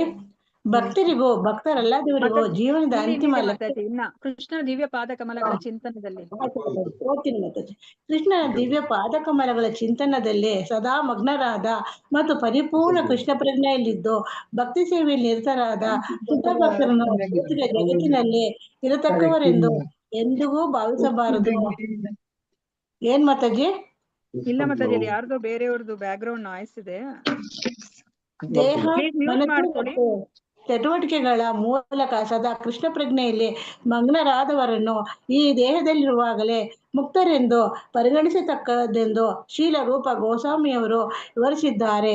ಇದನ್ನು ಭಗವದ್ಗೀತೆಯಲ್ಲೂ ದೃಢಪಡಿಸಲಾಗಿದೆ. ಭಗವಂತನ ಸೇವೆಯಲ್ಲಿ ನಿರತರಾದವರು ಭೌತಿಕ ಸ್ಥಿತಿಯಲ್ಲಿ ಮೊದಲೇ ದಾಟಿದ್ದಾರೆ. ಭಕ್ತರಿಗೆ ಭಕ್ತರಲ್ಲದವರಿಗೂ ಮಾತು ಎಕ್ಸ್ಪ್ಲೇನ್ ಮಾಡ್ತೀರಾ ಮಾತಾಜಿ? ಒಂದೇ ಒಂದ್ ನಿಮಿಷ ಮಾತಾಜಿ. ಸೊ ಇಲ್ಲಿ ಏನನ್ನ ಹೇಳ್ತಾ ಇದ್ದಾರೆ, ಇವಾಗ ಯಾರಾದ್ರೂ ಇವಾಗ ಸದಾ ನಾವು ಭಗವಂತನನ್ನ ನಾವು ಅನವರತ ನಾವು ಧ್ಯಾನ ಮಾಡ್ಬೇಕು ಅಲ್ವಾ. ಈ ತರ ಯಾರೇ ಒಬ್ಬ ಭಕ್ತರು ಭಗವಂತನನ್ನ ಅನವರತ ಧ್ಯಾನ ಮಾಡ್ತಿದ್ರೆ ಅವ್ರ ಭೌತಿಕ ಶರೀರದಲ್ಲಿ ಇದ್ರೂ ಸಹ ಅವ್ರನ್ನ ನಾವು ಏನಂತ ಭಾವಿಸ್ಕೋಬೇಕು, ಅವರು ಈ ಭೌತಿಕ ಜಗತ್ತಿನಲ್ಲಿ ಇರೋರಲ್ಲ ಅಂತ ಹೇಳ್ಬಿಟ್ಟು ನಾವು ಭಾವಿಸ್ಕೋಬೇಕು ಅಂತ ಹೇಳ್ತಾರೆ. ಅವರು ಮುಕ್ತ ಆತ್ಮರು ಅಂತ ಹೇಳ್ಬಿಟ್ಟು ನಾವು ತಿಳ್ಕೊಬೇಕು ಅಂತ ಹೇಳ್ಬಿಟ್ಟು ಇಲ್ಲಿ ಹೇಳ್ತಾ ಇದ್ದಾರೆ. ಅವರು ಈ ಭೌತಿಕ ಶರೀರದಲ್ಲಿ ಇದ್ರೂ ಸಹ ಅವರು ಮುಕ್ತಾತ್ಮರು. ಯಾಕಂದ್ರೆ ಅವರ ಆತ್ಮ ಪರಮಾತ್ಮನ ಜೊತೆ ಸಂಪರ್ಕದಲ್ಲಿದೆ ಅಲ್ವಾ. ಅದಕ್ಕೋಸ್ಕರ ಅವ್ರನ್ನ ಮುಕ್ತಾತ್ಮರಂತಾನೆ ನೀವು ಪರಿಗಣಿಸ್ಬೇಕು ಅಂತ ಹೇಳ್ಬಿಟ್ಟು ಇಲ್ಲಿ ಹೇಳ್ತಾ ಇದ್ದಾರೆ. ಓದಿ ಮಾತಾಜಿ. ಓದ್ಲಾ ಮಾತಾಜಿ? ಹರೇ ಕೃಷ್ಣ ಮಾತಾಜಿ. ಭಕ್ತರಲ್ಲದವರಿಗೂ ಜೀವನದ ಅಂತಿಮ ಲಕ್ಷ್ಯವನ್ನು ಸಾಕ್ಷಾತ್ಕರಿಸಲು ಅವಕಾಶ ಮಾಡಿಕೊಡುವುದಕ್ಕಾಗಿ ಕೃಷ್ಣನು ಆವಿರ್ಭವಿಸುತ್ತಾನೆ. ಭಕ್ತರಿಗೆ ಭಗವಂತನನ್ನು ಕಾಣಲು ಮತ್ತು ಅವನನ್ನು ಅರ್ಚಿಸಲು ನೇರವಾದ ಅವಕಾಶ ದೊರಕುತ್ತದೆ. ಆ ನೆಲೆಯಲ್ಲಿ ಇಲ್ಲದವರು ಭಗವಂತನ ಕಾರ್ಯಗಳಲ್ಲಿ ಹೊಂದಿಕೊಂಡವರಾಗಲು ಅವಕಾಶ ಪಡೆಯುತ್ತಾರೆ ಮತ್ತು ಹಾಗೆಯೇ ಅದೇ ಸ್ಥಾನಕ್ಕೆ ಉನ್ನತಿ ಪಡೆಯುತ್ತಾರೆ. ಬ್ರಹ್ಮ ಸಂಹಿತೆಯು ಹೀಗೆ ಎನ್ನುತ್ತದೆ. 5.38. ಓದ್ಲ ಮಾತಾಜಿ? ಓದಿ ಮಾತಾಜಿ. ಪ್ರೇಮಾಂಜನ ಚುರಿತ ಭಕ್ತಿ ವಿಲೋಚನೇನ ಸಂಥಾ ಸದೈವ ಹೃದಯೇಶು ವಿಲೋಕಯಂತೆ ಯಂ ಶ್ಯಾಮ ಸುಂದರ ಮಚಿಂತ್ಯ ಗುಣಸ್ವರೂಪಂ ಗೋವಿಂದಮಾದಿ ಪುರುಷಂ ತಮಹಂ ಭಜಾಮಿ. ಕೃಷ್ಣನ ದಿವ್ಯ ರೂಪವನ್ನು ಕಪ್ಪಾದುದೆಂದು ಕಾಣಿಸಲಾದರೂ ದೇವತಮ್ಮ ಪರಮಪುರುಷನೊಂದಿಗೆ ಪ್ರೇಮವುಳ್ಳ ಭಕ್ತರು ಭಗವಂತನನ್ನು ಶ್ಯಾಮಲವಾದ ಬಹಳ ಸುಂದರ ರೂಪದ ಶ್ಯಾಮಸುಂದರನೆಂದು ಗುಣಗ್ರಹಣ ಮಾಡುತ್ತಾರೆ. ಭಗವಂತನ ರೂಪವು ಅದೆಷ್ಟು ಸೊಗಸಾದುದೆಂದರೆ ಬ್ರಹ್ಮ ಸಂಹಿತೆಯು 5.30 ಕೂಡ ಹೀಗೆ ಹೇಳುತ್ತದೆ. ವೇಣುಂ ಕೊಣಂತ ಅರವಿಂದ ದಲಾಯತಾಕ್ಷಂ ಮಸಿತಾಂಬುದ ಸುಂದರಾಂಗಂ ಕಂದರ್ಪ ಕೋಟಿ ಕಮನಿ ವಿಶೇಷ ಶೋಭಂ ಗೋವಿಂದಮಾದಿ ಪುರುಷಂ ತಮಹಂ ಭಜಾಮಿ. ಓದ್ಲ ಮಾತಾಜಿ? ಓದಿ ಮಾತಾಜಿ. ತನ್ನ ದಿವ್ಯವಾದ ಕೊಳಲಿನ ನಾದವನ್ನು ಮಾಡುವ ಆದಿ ಭಗವಂತನಾದ ಗೋವಿಂದನ ನಾನು ಭಜಿಸುತ್ತೇನೆ. ಅವನ ಕಣ್ಣುಗಳು ತಾವರೆಯ ಎಸಳುಗಳಂತೆ ವಿಶಾಲವಾಗಿವೆ. ಅವನು ನವಿಲಿನ ಗರಿಗಳಿಂದ ಭೂಷಿತನಾಗಿದ್ದಾನೆ. ಅವನ ಶರೀರ ಲಕ್ಷಣಗಳು ಕೋಟಿ ಮನ್ಮಥರಿಗಿಂತಲೂ ಹೆಚ್ಚು ಸುಂದರವಾಗಿದ್ದರೂ ಶರೀರದ ಬಣ್ಣವು ಸ್ವಚ್ಛವಾದ ಕರಿಯ ಮೋಡದಂತಿದೆ. ಪರಮ ಪ್ರಭುವಿನ ಈ ಸೌಂದರ್ಯವನ್ನು ಅವನಲ್ಲಿ ಪ್ರೇಮವುಳ್ಳ ಭಕ್ತರು ಭಗವಂತನ ಪ್ರೇಮವೆಂಬ ಅಂಜನದಿಂದ ಲಿಪ್ತವಾದ ಕಣ್ಣುಗಳೆಲ್ಲ ಭಕ್ತರು ನೋಡಬಲ್ಲರು. ಪ್ರೇಮಾಂಜನ ಚುರಿತ ಭಕ್ತಿ ವಿಲೋಚನೇನ. ಹರೇ ಕೃಷ್ಣ ಹರೇ ಕೃಷ್ಣ ಮಾತಾಜಿ, ಮಾತಾಜಿ, ಧನ್ಯವಾದಗಳು. ಧನ್ಯವಾದಗಳು ಮಾತಾಜಿ. ಹರೇ ಕೃಷ್ಣ. ಸೊ ಇಲ್ಲಿ ಏನನ್ನ ಹೇಳ್ತಾರೆ, ಭಗವಂತನ ರೂಪದ ಬಗ್ಗೆ ಇಲ್ಲಿ ವರ್ಣಿಸ್ತಾ ಇದ್ದಾರೆ ಅಲ್ವಾ. ಸೊ ಇವಾಗ ಭಗವಂತ ಅವರು ದ್ವಾಪರ ಯುಗದಲ್ಲಿ ಭಕ್ತರಿಗೂ ಭಕ್ತರದವ್ರಿಗೆ ಇಬ್ರಿಗೂ ಕಾಣಿಸ್ಕೊಂಡ್ರು ಅಲ್ವಾ. ಇಬ್ರಿಗೂ ಸಹ ಅವ್ರು ಸಮಾನ ಅವಕಾಶವನ್ನ ಕೊಟ್ರು, ಆಯ್ತು ನೀವು ನನ್ನ ನೋಡಿ ಅಂತ. ಆದ್ರೆ ಯಾರಿಗೆ ಕಾಣಿಸ್ಲಿಕ್ಕೆ ಸಾಧ್ಯ ಆಯ್ತು? ಭಗವಂತ ಭಕ್ತರಿಗೆ ಮಾತ್ರನೇ ಅವ್ರು ಅರ್ಥ ಮಾಡ್ಕೊಳ್ಲಿಕ್ಕೆ ಅವ್ರಿಗೆ ಸಾಧ್ಯ ಆಯ್ತು ಅಲ್ವಾ. ಅವ್ರು ಮಾತ್ರನೇ ಅವ್ರು, ಯಾಕಂದ್ರೆ ಅವ್ರಿಗೆ ಪ್ರೇಮ ಅನ್ನೋ ಒಂದು ಅಂದ್ರೆ ಏನು ಅವರ ಕಣ್ಣುಗಳಿಗೆ ಪ್ರೇಮ ಅನ್ನೋ ಒಂದು ಅಂಜನವನ್ನ ಹಾಕೊಂಡು ಅವರು ಭಗವಂತನನ್ನ ನೋಡ್ತಾರೆ ಅಲ್ವಾ. ಅದಕ್ಕೆ ಇವಾಗ ಬ್ರಹ್ಮ ಸಂಹಿತೆಯಲ್ಲೂ ಸಹ ಬ್ರಹ್ಮ ಅವರು ಭಗವಂತನ ಆ ಒಂದು ರೂಪವನ್ನ ಅವರು ವರ್ಣನೆ ಮಾಡ್ತಾ ಇದ್ದಾರೆ. ಒಬ್ಬ ಮನ್ಮಥನನ್ನ ನೋಡಿದ್ರೇನೆ ನಾವು ಸಂಮೋಹಿತರಾಗ್ಬಿಡ್ತೀವಿ ಅಲ್ವಾ. ಆದ್ರೆ ಇಲ್ಲಿ ಭಗವಂತನ ಸೌಂದರ್ಯ ಹೇಗಿದೆ ಅಂತಂದ್ರೆ, ಕೋಟಿ ಕೋಟಿ ಮನ್ಮಥರು ಒಟ್ಟಾಗಿ ಬಂದು ನಿಂತ್ಕೊಂಡ್ರೆ ಹೇಗಿರುತ್ತೆ ಅಷ್ಟು ಸುಂದರವಾಗಿದೆ ಭಗವಂತನ ಆ ಒಂದು ರೂಪ ಅಂತ ಹೇಳ್ತಾ ಇದ್ದಾರೆ ಅಲ್ವಾ. ಇವಾಗ ಕಪ್ಪಾಗಿದ್ರೆ ನಮ್ಗೆ ಯಾವ್ದನ್ನು ಸಹ ಇಷ್ಟ ಆಗೋದಿಲ್ಲ. ಆದ್ರೆ ಇಲ್ಲಿ ಆ ಕಪ್ಪು ಬಣ್ಣದಲ್ಲಿ ಅವರು ಅಷ್ಟು ಸೌಂದರ್ಯವನ್ನ ಅವರು ನೋಡ್ತಾ ಇದ್ದಾರೆ ಭಗವಂತನ ಆ ಒಂದು ರೂಪದಲ್ಲಿ ಅಲ್ವಾ. ಭಕ್ತರಿಗೆ ಮಾತ್ರನೇ ಇದು ಸಾಧ್ಯ ಆಗುತ್ತೆ ಅಂತ ಹೇಳ್ಬಿಟ್ಟು ಇಲ್ಲಿ ಹೇಳ್ತಾ ಇದ್ದಾರೆ. ಯಾಕೆಂತಂದ್ರೆ ಅವರು ಪ್ರೇಮಾಂಜನ ಚುರಿತ ಭಕ್ತಿ ವಿಲೋಚನ, ಅಂದ್ರೆ ಅವರ ಕಣ್ಣುಗಳಿಗೆ ಅವರು ಪ್ರೇಮ ಅನ್ನೋ ಒಂದು ಅಂಜನವನ್ನ ಅವರು ಹಾಕೊಂಡು ಅವರು ನೋಡ್ತಾ ಇದ್ದಾರೆ. ಈಗ ಮತ್ತೆ ಭಗವಂತನ ಹೆಸರಿನ ಬಗ್ಗೆ ಇಲ್ಲಿ ಹೇಳ್ತಾ ಇದ್ದಾರೆ ಪ್ರಭುಪಾದರು. ಇದನ್ನ ಓದಿ ಯಾರಾದ್ರೂ. ಹರೇ ಕೃಷ್ಣ ಇನ್ನೊಂದು 5 ಮಾತಾಜಿ. ನಿಮಿಷ ಮುಗಿಸ್ಬಿಡ್ತೀನಿ ನಾನು. ಶಿಲಾದೇವಿ ಓದಿ ಮಾತಾಡಿ. ಕೃಷ್ಣನು ಗಿರಿಧಾರಿ ಅಥವಾ ಗೋವರ್ಧನಧಾರಿ ಎಂದು ಖ್ಯಾತನಾಗಿದ್ದಾನೆ. ಏಕೆಂದರೆ ಕೃಷ್ಣನು ತನ್ನ ಭಕ್ತರಿಗಾಗಿ ಗೋವರ್ಧನ ಪರ್ವತವನ್ನು ಎತ್ತಿದ್ದಾನೆ. ಭಕ್ತರು ಭಗವಂತನ ಅಚಿಂತ್ಯ ಶಕ್ತಿಯನ್ನು ಮೆಚ್ಚಿ ಹೊಗಳುತ್ತಾರೆ. ಆದರೆ ಭಕ್ತರಲ್ಲದವರು ಭಗವಂತನ ಶಕ್ತಿ ಸಾಮರ್ಥ್ಯಗಳನ್ನು ಕಣ್ಣಾರೆ ಕಂಡಿದ್ದರೂ ಅವನ ಚಟುವಟಿಕೆಗಳನ್ನು ಕಾಲ್ಪನಿಕವಾಗಿ ಎಣಿಸುತ್ತಾರೆ. ಒಬ್ಬ ಭಕ್ತನಿಗೂ ಭಕ್ತನಲ್ಲದವನಿಗೂ ಇರುವ ವ್ಯತ್ಯಾಸವಿದು. ಭಕ್ತರಲ್ಲದವರು ದೇವೋತ್ತಮ ಪರಮಪುರುಷನಿಗೆ ಯಾವುದೇ ಪಾರಿಭಾಷಕ ನಾಮವನ್ನು ಕೊಡಲಾರರು. ಆದರೂ ಭಗವಂತನನ್ನು ಶ್ಯಾಮಸುಂದರ ಮತ್ತು ಗಿರಿಧಾರಿ ಎಂದು ತಿಳಿಯಲಾಗಿದೆ. ಹಾಗೆಯೇ ಭಗವಂತನು ತಾಯಿ ದೇವಕಿಗೆ ಮತ್ತು ತಾಯಿ ಯಶೋದೆಗೆ ಮಗನ ಪಾತ್ರವನ್ನು ಸ್ವೀಕರಿಸುವುದರಿಂದ ದೇವಕಿ ನಂದನ ಮತ್ತು ಯಶೋಧನಂದನ ಎಂದು ಪ್ರಸಿದ್ಧನಾಗಿದ್ದಾನೆ. ಅದಲ್ಲದೆ ಅವನು ಹಸುಗಳನ್ನು ಮತ್ತು ಕರುಗಳನ್ನು ಪಾಲಿಸುವ ಆಟದ ಆನಂದಾನುಭವವನ್ನು ಮಾಡಿದ್ದರಿಂದ ಗೋಪಾಲನೆಂದು ಪ್ರಸಿದ್ಧನಾಗಿದ್ದಾನೆ. ಆದುದರಿಂದ ಅವನಿಗೆ ಲೌಕಿಕ ನಾಮವಾವುದೂ ಇಲ್ಲದಿದ್ದರೂ ಭಕ್ತರು ಅವನನ್ನು ದೇವಕೀನಂದನ, ಯಶೋಧಾನಂದನ, ಗೋಪಾಲ ಮತ್ತು ಶ್ಯಾಮಸುಂದರ ಎಂದು ಸಂಬೋಧಿಸುವರು. ಇವೆಲ್ಲವೂ ದಿವ್ಯ ನಾಮಗಳಾಗಿದ್ದು ಇವನ್ನು ಭಕ್ತರು ಮಾತ್ರ ಮೆಚ್ಚಬಹುದು. ಭಕ್ತರಲ್ಲದವರಿಗೆ ಇದು ಅಸಾಧ್ಯ. ಹರೇ ಕೃಷ್ಣ ಮಾತಾಡಿ, ಧನ್ಯವಾದಗಳು. ಸೊ ಇಲ್ಲಿ ಏನನ್ನ ಹೇಳ್ತಾರೆ, ಭಗವಂತನ ನಾಮದ ಬಗ್ಗೆ ಹೇಳ್ತಾ ಇದ್ದಾರೆ ಅಲ್ವಾ. ಸೊ ಭಗವಂತನಿಗೆ ಇಲ್ಲಿ ಯಾವುದೇ ಒಂದು ಲೌಕಿಕ ನಾಮ ಇಲ್ದಲೇ ಇದ್ರೂ ಸಹ ಅವ್ರು ಮಾಡಿರುವಂತಹ ಆ ಒಂದು ಲೀಲೆಗಳನ್ನ ಅವರು ಅಂದ್ರೆ ಭಕ್ತರ ಸಂತೋಷಕ್ಕೋಸ್ಕರ ಮಾಡಿರುವಂತಹ ಲೀಲೆಗಳ ಮುಖಾಂತರ ಅಥವಾ ಅವರ ಯಾವ್ದಾದ್ರು ಒಂದು ಕೆಲಸ ಕಾರ್ಯಗಳ ಮುಖಾಂತರ ಅವರನ್ನ ಗುರುತಿಸಿದಾಗ ಭಗವಂತನಿಗೆ ತುಂಬಾ ಸಂತೋಷ ಆಗುತ್ತೆ. ಸೊ ಅದಕ್ಕೆ ಇಲ್ಲಿ ಹೇಳ್ತಾ ಇದ್ದಾರೆ, ದೇವಕಿಗೆ ಅವರು ಮಗನಾಗಿ ಬಂದಿದ್ದಾರೆ, ಅದಕ್ಕೋಸ್ಕರ ದೇವಕಿ ನಂದನ. ಯಶೋಧನಿಗೆ ಮಗನಾಗಿ ಬಂದಿದ್ದಾರೆ, ಅದಕ್ಕೆ ಯಶೋಧಾನಂದನ. ಮತ್ತೆ ಹಸು ಕರುಗಳನ್ನ ಅವರು ಅದನ್ನ ಪಾಲನೆ ಮಾಡ್ತಾರೆ, ಅದಕ್ಕೋಸ್ಕರ ಗೋಪಾಲ ಅಂತ ಕರೀತಾ ಇದ್ದಾರೆ. ಮತ್ತೆ ಗಿರಿಧಾರಿ, ತನ್ನ ಭಕ್ತರಿಗೋಸ್ಕರ ಬೃಂದಾವನದ ಎಲ್ಲ ಅಂದ್ರೆ ಪಶು ಪಕ್ಷಿಗಳಂತ ಇಟ್ಕೊಂಡು ಬಾಲಕರಿಗೂ ಗೋಪಾಲರು ಎಲ್ಲರಿಗೂ ಸಹ ರಕ್ಷಣೆ ಕೊಡ್ಲಿಕ್ಕೆ ಅವರು ಆ ಗೋವರ್ಧನ ಪರ್ವತವನ್ನ ಎತ್ತಿ ನಿಂತ್ಕೊಂಡಿದ್ದಾರೆ.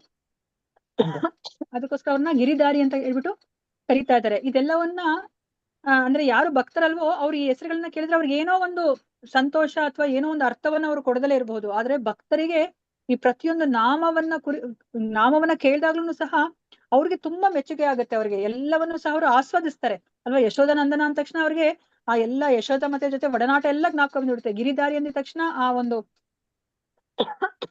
ಗೋವರ್ಧನ ಲೀಲೆ ಎಲ್ಲ ಜ್ಞಾಪಕ ಬಂದ್ಬಿಡುತ್ತೆ ಅಲ್ವಾ. ಆದ್ರೆ ಇದು ಭಕ್ತರಿಗೆ ಮಾತ್ರನೇ ಆ ಭಗವಂತನ ನಾಮದ ಬಗ್ಗೆ ಅವರಿಗೆ ಅರ್ಥ ಆಗ್ಲಿಕ್ಕೆ ಸಾಧ್ಯ. ಅಭಕ್ತರಿಗೆ ಬರೀ ಏನೋ ಒಂದು ಹೆಸರು ಅಂತ ಹೇಳ್ಬಿಟ್ಟು ಅವರು ತಿಳ್ಕೊತಾರೆ.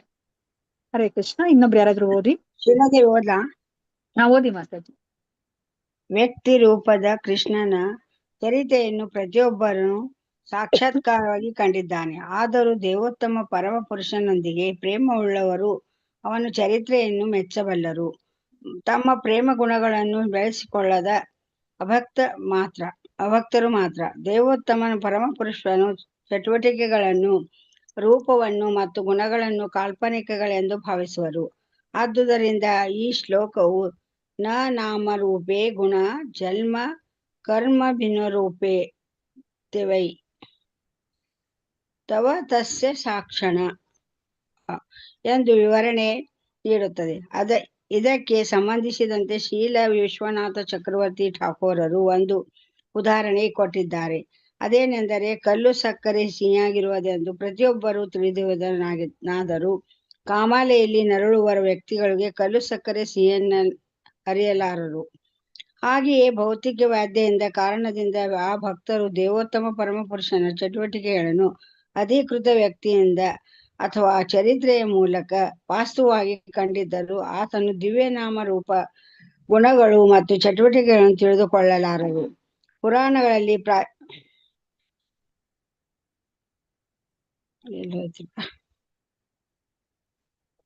ಪುರಾಣಗಳು ಪ್ರಾಚೀನ ಅಧಿಕೃತ ಚರಿತ್ರೆಗಳಾಗಿವೆ.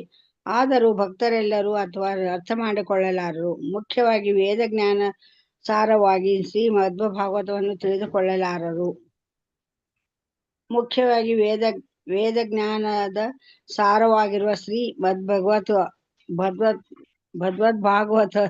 ತಿಳಿದುಕೊಳ್ಳಲಾರರು. ಭಕ್ತರೆಲ್ಲರೂ ದಿವ್ಯಜ್ಞಾನದಿಂದ ಪ್ರಾಥಮಿಕ ಅಧ್ಯಯನ ರೂಪದ ಭಗವದ್ಗೀತೆಯನ್ನು ಅರ್ಥ ಮಾಡಿಕೊಳ್ಳಲಾರರು.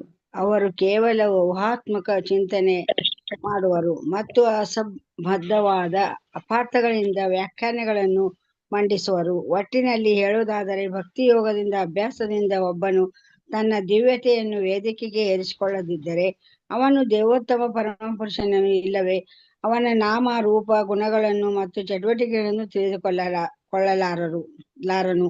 ಆದರೆ ಒಂದು ವೇಳೆ ಭಕ್ತರ ಸಂಘದಿಂದ ವ್ಯಕ್ತಿಯ ವಾಸ್ತವಿಕವಾಗಿ ಭಗವಂತನ ಮತ್ತು ಅವನ ಲಕ್ಷಣಗಳನ್ನು ಅರಿತುಕೊಂಡರೆ ಒಡನೆಯೇ ಮುಕ್ತ ಪುರುಷನಾಗುವನು. ಭಕ್ತರನ್ನು ಭಗವದ್ಗೀತೆಯಲ್ಲಿ ಹೀಗೆನ್ನುತ್ತಾನೆ: ಜನ್ಮ ಕರ್ಮೇಚ ಮೇ ದಿವ್ಯಂ ಏವಂ. ಹರೇ ಕೃಷ್ಣ ಮಾತಾಜಿ, ಒಂದ್ ನಿಮಿಷ ನಾನು ಓದ್ಬಿಡ್ತೀನಿ, ಟೈಮ್ ಆಗ್ತಿದೆ ಅಂತ, ಸಾರಿ. ಜನ್ಮ ಕರ್ಮ ಚ ಮೇ ದಿವ್ಯಂ ಏವಂ ಯೋ ವೇತಿ ತತ್ಪತಃ ತ್ಯಕ್ವಾ ದೇಹಂ ಪುನರ್ಜನ್ಮ ನೈತಿ ಮಾಮೇತಿ ಸೋರ್ಜುನ. ಹೇ ಅರ್ಜುನನೇ, ನನ್ನ ಆವಿರ್ಭಾವದ ಮತ್ತು ಚಟುವಟಿಕೆಗಳ ದಿವ್ಯ ಸ್ವಭಾವವನ್ನು ಅರಿತವನು ದೇಹವನ್ನು ಬಿಟ್ಟ ಮೇಲೆ ಈ ಭೌತಿಕ ಜಗತ್ತಿನಲ್ಲಿ ಮರಳಿ ಹುಟ್ಟುವುದಿಲ್ಲ, ಆದರೆ ನನ್ನ ಶಾಶ್ವತ ಧಾಮವನ್ನು ಸೇರುವನು. ಆದುದರಿಂದ ಶ್ರೀಲ ರೂಪ ಗೋಸ್ವಾಮಿಯವರು ಹೇಳಿದ ಪ್ರಕಾರ ದೇವೋತ್ತಮ ಪರಮಪುರುಷನಲ್ಲಿ ವಾತ್ಸಲ್ಯದಿಂದ ಮತ್ತು ಪ್ರೇಮದಿಂದ ಭಕ್ತರು ತಮ್ಮ ಮನೋಭಿಪ್ರಾಯವನ್ನು ಶಬ್ದಗಳ ಮೂಲಕ ಅವನಿಗೆ ವ್ಯಕ್ತಪಡಿಸಬಹುದು. ಭಗವದ್ಗೀತೆಯಲ್ಲಿ ದೃಢಪಡಿಸಿರುವಂತೆ ಇತರರು ಹೀಗೆ ಮಾಡಲಾರರು. ಭಕ್ತ್ಯಾಮಾಂ ಅಭಿಜಾನಾತಿ ಯಾವಾನ್ ಯಶ್ಚಾಸ್ಮಿ ತತ್ವತಃ. ಸೊ ಇಲ್ಲಿ ನಮ್ಗೆ ಲೀಲೆಗಳ ಬಗ್ಗೆ ಹೇಳ್ತಾ ಇದ್ದಾರೆ ಪ್ರಭುಪಾದರು. ಇವಾಗ ಭಗವಂತ ಲೀಲೆಗಳನ್ನ ನೋಡಿದಾಗ ಯಾರು ಅಭಕ್ತರು ಇರ್ತಾರೋ ಅವರು ಆಡ್ಕೋತಾರೆ, ಇಲ್ಲಾಂದ್ರೆ ಇದು ಕಾಲ್ಪನಿಕ ಅಂತ ಹೇಳ್ಬಿಟ್ಟು ಅವ್ರು ಯೋಚನೆ ಮಾಡ್ತಾರೆ ಅಲ್ವಾ. ಆದ್ರೆ ಯಾರು ಭಕ್ತರು ಇರ್ತಾರೋ ಅವ್ರೆಲ್ಲರನ್ನೂ ಸಹ ಅದನ್ನ ಅವರು ಆಸ್ವಾದಿಸ್ತಾರೆ ಅಲ್ವಾ. ಈವನ್ ನೋಡಿ, ರಾಸಲೀಲೆಯನ್ನ ಇವಾಗ ಎಲ್ಲವನ್ನ ತ್ಯಾಗ ಮಾಡಿರುವಂತಹ ಸನ್ಯಾಸಿಗಳು, ಇವಾಗ ಚೈತನ್ಯ ಮಹಾಪ್ರಭುಗಳು ಮತ್ತೆ ಗೋಸ್ವಾಮಿಗಳು ಎಲ್ಲವನ್ನ ಅವರು ತ್ಯಜಿಸಿದ್ದಾರೆ, ಅಂತವ್ರು ಸಹ ಅದನ್ನ ಆಸ್ವಾದಿಸ್ತಾರೆ ಅಂತಂದ್ರೆ ಅದು ದಿವ್ಯವಾಗಿರ್ಬೇಕು ಅಲ್ವಾ. ಅದು ಭೌತಿಕವಾಗಿದ್ರೆ ಖಂಡಿತ ಇವರೆಲ್ಲರನ್ನೂ ಸಹ ಆಸ್ವಾದಿಸ್ತಿರ್ಲಿಲ್ಲ. ಅದಕ್ಕೆ ನಮ್ಗೆ ಯಾಕೆ ಆಸ್ವಾದಿಸ್ಲಿಕ್ಕೆ ಆಗ್ತಾ ಇಲ್ಲ ಅಥವಾ ಅಭಕ್ತರಿಗೆ ಆಸ್ವಾದಿಸ್ಲಿಕ್ಕೆ ಆಗ್ತಿಲ್ಲ ಅನ್ನೋದಕ್ಕೆ ಇಲ್ಲಿ ಒಂದು ಸಾಮ್ಯತೆಯನ್ನ ಕೊಡ್ತಾ ಇದ್ದಾರೆ. ರೂಪ ಗೋಸ್ವಾಮಿ ಅವರು ಹೇಳ್ತಾ ಇದ್ದಾರೆ, ಇವಾಗ ನಮ್ಗೆ ಕಲ್ಲು ಸಕ್ಕರೆ ತುಂಬಾ ಸಿಹಿ ಅಲ್ವಾ, ಅದು ಯಾರು ಇಲ್ಲ ಅಂತ ಹೇಳಂಗೆ ಸಾಧ್ಯ ಇಲ್ಲ. ಕಲ್ಲು ಸಕ್ಕರೆನ ತಿಂದಾಗ ಈಗ ಯಾರಿಗೆ ಕಾಮಾಲೆ ರೋಗ ಬಂದಿರುತ್ತೋ ಅವ್ರಿಗೆ ಅದು ಕಹಿ ಅನ್ಸುತ್ತೆ ಅಲ್ವಾ. ಅಂದ್ರೆ ರೋಗ ಬಂದಾಗ ಆ ಕಲ್ಲು ಸಕ್ಕರೆನೂ ಸಹ ಕಹಿ ಆಗಿರುತ್ತೆ. ಅದೇ ತರನೇ ಆ ಭಗವಂತನ ನಾಮ ರೂಪ ಗುಣ ಲೀಲೆ ಎಲ್ಲವೂ ಸಹ ಸ್ವಾದಿಷ್ಟವಾಗಿದೆ, ಅದು ಸಿಹಿಯಾಗಿದೆ. ಅದು ನಮ್ಗೆ ಅದನ್ನ ಆಸ್ವಾದನೆ ಮಾಡ್ಲಿಕ್ಕೆ ಆಗ್ತಿಲ್ಲ ಅಂತಂದ್ರೆ ನಮ್ಗೆ ಕಾಯಿಲೆ ಇದೆ ಅಲ್ವಾ. ಆ ಕಾಯಿಲೆನ ನಾವು ಹೋಗ್ಲಾಡಿಸ್ಕೊಂಡ್ರೆ ಏನಾಗುತ್ತೆ, ನಾವು ಕ್ರಮೇಣ ನಮ್ಗೆ ಅದರ ಒಂದು ರುಚಿ ಹಚ್ಚುತ್ತಾ ಬರುತ್ತೆ ಅಲ್ವಾ. ಇವಾಗ ಕಾಯಿಲೆನ ಭವರೋಗ ನಮ್ಗಿದೆ, ಆ ಭವರೋಗವನ್ನ ವಾಸಿ ಮಾಡ್ಕೊಳ್ಲಿಕ್ಕೆ ಇರೋ ಒಂದೇ ಒಂದು ಮದ್ದು ಏನು ಅಂತಂದ್ರೆ ಭಕ್ತಿ ಅಲ್ಲ. ಭಕ್ತಿಯನ್ನ ಮಾಡಿದ್ರೆ ಅಷ್ಟೇ. ಭಕ್ತ್ಯಾಮಾಂ ಅಭಿಜಾನಾತಿ, ಅದಕ್ಕೆ ಭಗವಂತ ಹೇಳ್ತಾನೆ ಇದ್ದಾರೆ, ಭಕ್ತಿಯಿಂದ ಮಾತ್ರ ನನ್ನನ್ನ ಅರ್ಥ ಮಾಡ್ಕೊಳ್ಲಿಕ್ಕೆ ಸಾಧ್ಯ. ಸೊ ಭಕ್ತಿ ಮಾರ್ಗಕ್ಕೆ ನಾವು ಬಂದ್ರೆ ಏನಾಗುತ್ತೆ, ನಮ್ಮ ಈ ಭವರೋಗ ವಾಸಿ ಆಗ್ತಾ ಹೋಗುತ್ತೆ. ಎಲ್ಲವನ್ನು ಇವಾಗ ನಾವು ನಾನು ನನ್ನದು ನನ್ನ ಇಂದ್ರಿಯ ಸುಖ ಅಂತ ನಾವು ಯೋಚನೆ ಮಾಡ್ತಾ ಹೋಗ್ತೀವಿ. ಯಾವಾಗ ನಮ್ಗೆ ಭಗವಂತನ ಜೊತೆ ನಮ್ಗೂ ಏನು ಸಂಬಂಧ ಇದೆ, ಭಗವಂತನನ್ನ ನಾವು ಮತ್ತೆ ಪಡಿಬೇಕು ಅಂತಂದ್ರೆ ನಾವ್ ಏನನ್ನ ಮಾಡ್ಬೇಕು, ಭಗವಂತನನ್ನ ಪಡೆದ್ರೆ ನಮ್ಗೆ ಆ ಭಗವಂತನ ಪ್ರೇಮ ಸಿಗುತ್ತೆ ಅಂತ ನಾವ್ ಯಾವಾಗ ಅರ್ಥ ಮಾಡ್ಕೋತೀವೋ ಆಗ ನಮ್ಗೆ ಏನಾಗುತ್ತೆ, ನಮ್ಮ ಈ ಭವರೋಗ ವಾಸಿ ಆಗ್ತಾ ಹೋಗುತ್ತೆ. ಅರ್ಥ ಆದಂಗೆ ನಾವು ಸಾಧನೆಯನ್ನ ಮಾಡ್ತಾ ಮಾಡ್ತಾ ಮಾಡ್ತಾ ಏನಾಗುತ್ತೆ, ನಮ್ಗೆ ಈ ಭಗವಂತನ ನಾಮ ರೂಪ ಗುಣ ಲೀಲೆಗಳ ಆ ಸವಿ ಅನ್ನೋದು ನಮ್ಗೆ ಅರ್ಥ ಆಗ್ತಾ ಹೋಗುತ್ತೆ. ಸೊ ಅದನ್ನ ನಮ್ಗೆ ಇಲ್ಲಿ ಪ್ರಭುಪಾದರು ಅರ್ಥ ಮಾಡಿಸ್ತಾ ಹೋಗ್ತಿದ್ದಾರೆ. ಸೊ ನಮ್ಗೆ ಇವಾಗ ಯಾಕೆ ನಮ್ಗೆ ಭಗವಂತನನ್ನ ಅರ್ಥ ಮಾಡ್ಕೋಬೇಕು, ಯಾಕೆ ಅಂತಂದ್ರೆ ನಾವು ಭಗವಂತನ ಜನ್ಮ ಕರ್ಮ ಅದು ದಿವ್ಯವಾದದ್ದು, ಅದು ಸಾಮಾನ್ಯವಾದದ್ದಲ್ಲ. ಅವರ ಜನ್ಮವೇ ಆಗ್ಲಿ, ಅವರ ಕರ್ಮಗಳೇ ಆಗ್ಲಿ, ಅವ್ರು ಮಾಡುವಂತ ಕೆಲಸ ಕಾರ್ಯಗಳು ನಮ್ ತರ ಅಲ್ಲ, ಅದು ಭೌತಿಕವಾದದ್ದಲ್ಲ, ಅದು ದಿವ್ಯವಾಗಿದೆ. ಇಂತಹ ದಿವ್ಯವಾದಂತಹ ಭಗವಂತನ ಜನ್ಮ ಮತ್ತು ಕರ್ಮವನ್ನ ಅರ್ಥ ಮಾಡ್ಕೊಂಡ್ರೆ ನಾವು ಮತ್ತೆ ನಮ್ಗೆ ಹುಟ್ಟು ಅನ್ನೋದು ಇಲ್ಲ. ಈ ಭೌತಿಕ ಜಗತ್ತಿನಲ್ಲಿ ನಾವು ಮತ್ತೆ ನಾವು ಮರಳಿ ಹುಟ್ಟೋದಿಲ್ಲ, ನಾವು ಭಗವಂತನ ಧಾಮವನ್ನ ನಾವು ಸೇರ್ತೀವಿ. ಸೊ ಅದಕ್ಕೋಸ್ಕರ ನಾವ್ ಏನ್ ಮಾಡ್ಬೇಕು, ರೂಪ ಗೋಸ್ವಾಮಿಯರು ಹೇಳಿರೋ ಪ್ರಕಾರ ನಾವು ದೇವೋತ್ತಮ ಪರಮ ಪುರುಷನನ್ನ ನಾವು ಪ್ರೀತಿಯಿಂದ ನಾವು ಅವರನ್ನ ನಮ್ಗೆ ಏನೇ ಇದ್ರೂ ಸಹ ನಾವು ಅವ್ರಿಗೆ ಅದನ್ನ ವ್ಯಕ್ತಪಡಿಸ್ಬೋದು. ಸೊ ಆ ವ್ಯಕ್ತಪಡಿಸ್ಬೇಕು ಅಂತಂದ್ರೆ ಹೇಗೆ ಸಾಧ್ಯ ಅಂತಂದ್ರೆ ನಮ್ಗೆ ಏನ್ ಹೇಳ್ತಾರೆ, ನಮ್ಮ ಎಲ್ಲ ಹಿಂದಿನ ಜನ್ಮದ ಪಾಪ ಕರ್ಮಗಳೆಲ್ಲ ನಾಶ ಆಗಿರ್ಬೇಕು. ಹಿಂದಿನ ಜನ್ಮದ ಪಾಪ ಕರ್ಮಗಳೆಲ್ಲ ನಾಶ ಆಗಿದ್ರೆ ಮತ್ತೆ ಈ ಜನ್ಮದಲ್ಲೂ ಸಹ ನಾವು ಅಂತಹ ಪಾಪಗಳನ್ನ ಮಾಡ್ಲಿಲ್ಲ ಅಂದ್ರೆ ಅಷ್ಟೇನೆ ನಮ್ಮ ಆ ಭಕ್ತಿಲಿ ನಾವು ದೃಢವಾಗ್ತಾ ನಾವು ಹೋಗ್ತೀವಿ. ಆ ನಿಷ್ಠ ಅನ್ನೋ ಒಂದು ಹಂತಕ್ಕೆ ನಾವು ಬರ್ಲಿಕ್ಕೆ ಸಾಧ್ಯ ಆಗತ್ತೆ. ಸೊ ಇಲ್ಲಾಂದ್ರೆ ನಾವು ಆ ನಿಷ್ಠ ಹಂತಕ್ಕೆ ನಮ್ಗೆ ಬರ್ಲಿಕ್ಕೆ ಸಾಧ್ಯ ಇಲ್ಲ. ಇಲ್ಲಾಂದ್ರೆ ಯಾವ್ದೋ ಒಂದು ಅಟ್ರಾಕ್ಷನ್ ಬಂದಿದ ತಕ್ಷಣ ನಾವು ಅದ್ರ ಕಡೆ ಹೋಗ್ತೀವಿ. ಇವಾಗ ಯಾವ್ದೋ ಒಂದು ಸೇಲ್ ಬಂತು ಅಥವಾ ಇವಾಗ ಇನ್ನೇನೋ ಒಂದು ಒಳ್ಳೆ ಮೂವಿ ರಿಲೀಸ್ ಆಯ್ತು ಅಂತಂದ್ರೆ ನಮ್ಗೆ ಈ ಕ್ಲಾಸ್ ಬೇಡ, ನಾವು ಆ ಒಂದು ಏನು ಆ ಸೇಲ್ಗೋ ಅಥವಾ ಮೂವಿಗೋ ಹೋಗೋಣ ಅಂತ ನಮ್ಗೆ ಅನ್ಸುತ್ತೆ. ಸೊ ಆ ದೃಢ ಚಿತ್ತತೆ, ಆ ದೃಢ ಮನಸ್ಸು ಬರ್ಬೇಕು ಅಂತಂತಂದ್ರೆ ನಮ್ಮ ಪಾಪಗಳೆಲ್ಲ ನಾಶ ಆಗಿರ್ಬೇಕು ಅಲ್ವಾ. ನೋಡಿ ಇವಾಗ ಯೋಚನೆ ಮಾಡಿ, ಇದು ಸಾಮಾನ್ಯ ಅಲ್ಲ. ನಾವು ಇಲ್ಲಿ ಕುತ್ಕೊಂಡು 1 ಗಂಟೆಗಳ ಕಾಲ ಭಗವಂತನ ಬಗ್ಗೆ ಕೇಳ್ತಾ ಇದೀವಿ ಅಂತಂದ್ರೆ ನಮ್ಗೆ ಎಷ್ಟು ನಾವು ಪುಣ್ಯ ಮಾಡಿದೀವಿ, ಅದೃಷ್ಟ ಮಾಡಿದೀವಿ ಅಲ್ವಾ. ಅವಾಗಷ್ಟೇ ಇದು ಸಾಧ್ಯ ಆಗತ್ತೆ. ಸೊ ಇವತ್ತಿನ ದಿವಸ ನಾವು ಆ ನಾಮ ರೂಪ ಗುಣ ಲೀಲೆಗಳ ಬಗ್ಗೆ ನಾವು ತಿಳ್ಕೊಂಡ್ವಿ. ಗರ್ಭಸ್ತುತಿ ಕಿ ಜೈ, ದೇವತೆಗಳ ಗರ್ಭಸ್ತುತಿ ಕಿ ಜೈ, ಭಗವತ್ ಗ್ರಂಥ ಮಹಾರಾಜ್ ಕಿ ಜೈ, ಶಿಲ ಪ್ರಭುಪಾದ್ ಕಿ ಜೈ, ಶಿಲ ಗುರುದೇವ್ ಕಿ ಜೈ, ಇಲ್ಲಿ ನಡೆದಿರುವ ಅನಂತ ಕೋಟಿ ವೈಷ್ಣವ ಭಕ್ತರಿಂದ ಕಿ ಜೈ. ವಾಂಚ ಕಲ್ಪತೃಭ್ಯಶ್ಚ ಕೃಪಾ ಸಿಂಧು ಬೇವಚ ಪತಿತನಾಂ ಪಾವನೇಭ್ಯೋ ವೈಷ್ಣವೇಭ್ಯೋ ನಮೋ ನಮಃ. ಹರೇ ಕೃಷ್ಣ ಕೃಷ್ಣ ಕೃಷ್ಣ ಹರೇ ಹರೇ, ಹರೇ ರಾಮ ರಾಮ ರಾಮ ಹರೇ ಹರೇ. ಹರೇ ಕೃಷ್ಣ. ಎಲ್ಲರಿಗೂ ಧನ್ಯವಾದಗಳು. ಧನ್ಯವಾದ. ಪ್ರತಿಕ್ಷಣ ನಾಮಸ್ಮರಣೆ ಮಾಡ್ತಾ ಇರೋದನ್ನ ಮರಿಬೇಡಿ ಅಲ್ವಾ. ಹರೇ ನಾವು ಕೃಷ್ಣ ಈ ಮಾತಾಜಿ, ಏಕಾದಶಿ ಧನ್ಯವಾದಗಳು ಸಮಯದಲ್ಲಿ ಮಾತಾಜಿ. ನಾವು ಒಂದೇ ಒಂದು ಹೆಸರನ್ನ, ಭಗವಂತನ ಹೆಸರನ್ನ ಹೇಳಿದ್ರೆ ಅದು 1000 ಪಟ್ಟು ಅದು ನಮ್ಗೆ ಅದರ ಒಂದು ಸುಕೃತಿ ಸಿಗುತ್ತೆ ಅಂತ ಹೇಳ್ತಾರೆ ಅಲ್ವಾ. ಇವಾಗ ನೀವು ಒಂದೊಂದು ಲೈನ್ ಅನ್ನ ಮತ್ತೆ ನೀವು ಇವಾಗ 1 ಗಂಟೆಗಳ ಕಾಲ ಏನ್ ಕೇಳಿಸ್ಕೊಂಡಿದ್ದೀರಾ, ಸೊ ಇದು 1000 ಪಟ್ಟಷ್ಟು ಅದು ಏನು ವೃದ್ಧಿ ಆಗ್ತಾ ಹೋಗುತ್ತೆ ಅಲ್ವಾ. ಹರೇ ಕೃಷ್ಣ. ಎಲ್ಲರಿಗೂ ಧನ್ಯವಾದಗಳು. ಶಿಲ ಪ್ರಭುಪಾದ್ ಕಿ ಜೈ. ಹರೇ ಕೃಷ್ಣ. ನಾನು ಕ್ಲಾಸ್ ಅನ್ನ ಎಂಡ್ ಮಾಡ್ತಾ ಇದ್ದೀನಿ. ಎಲ್ಲರಿಗೂ ಧನ್ಯವಾದ.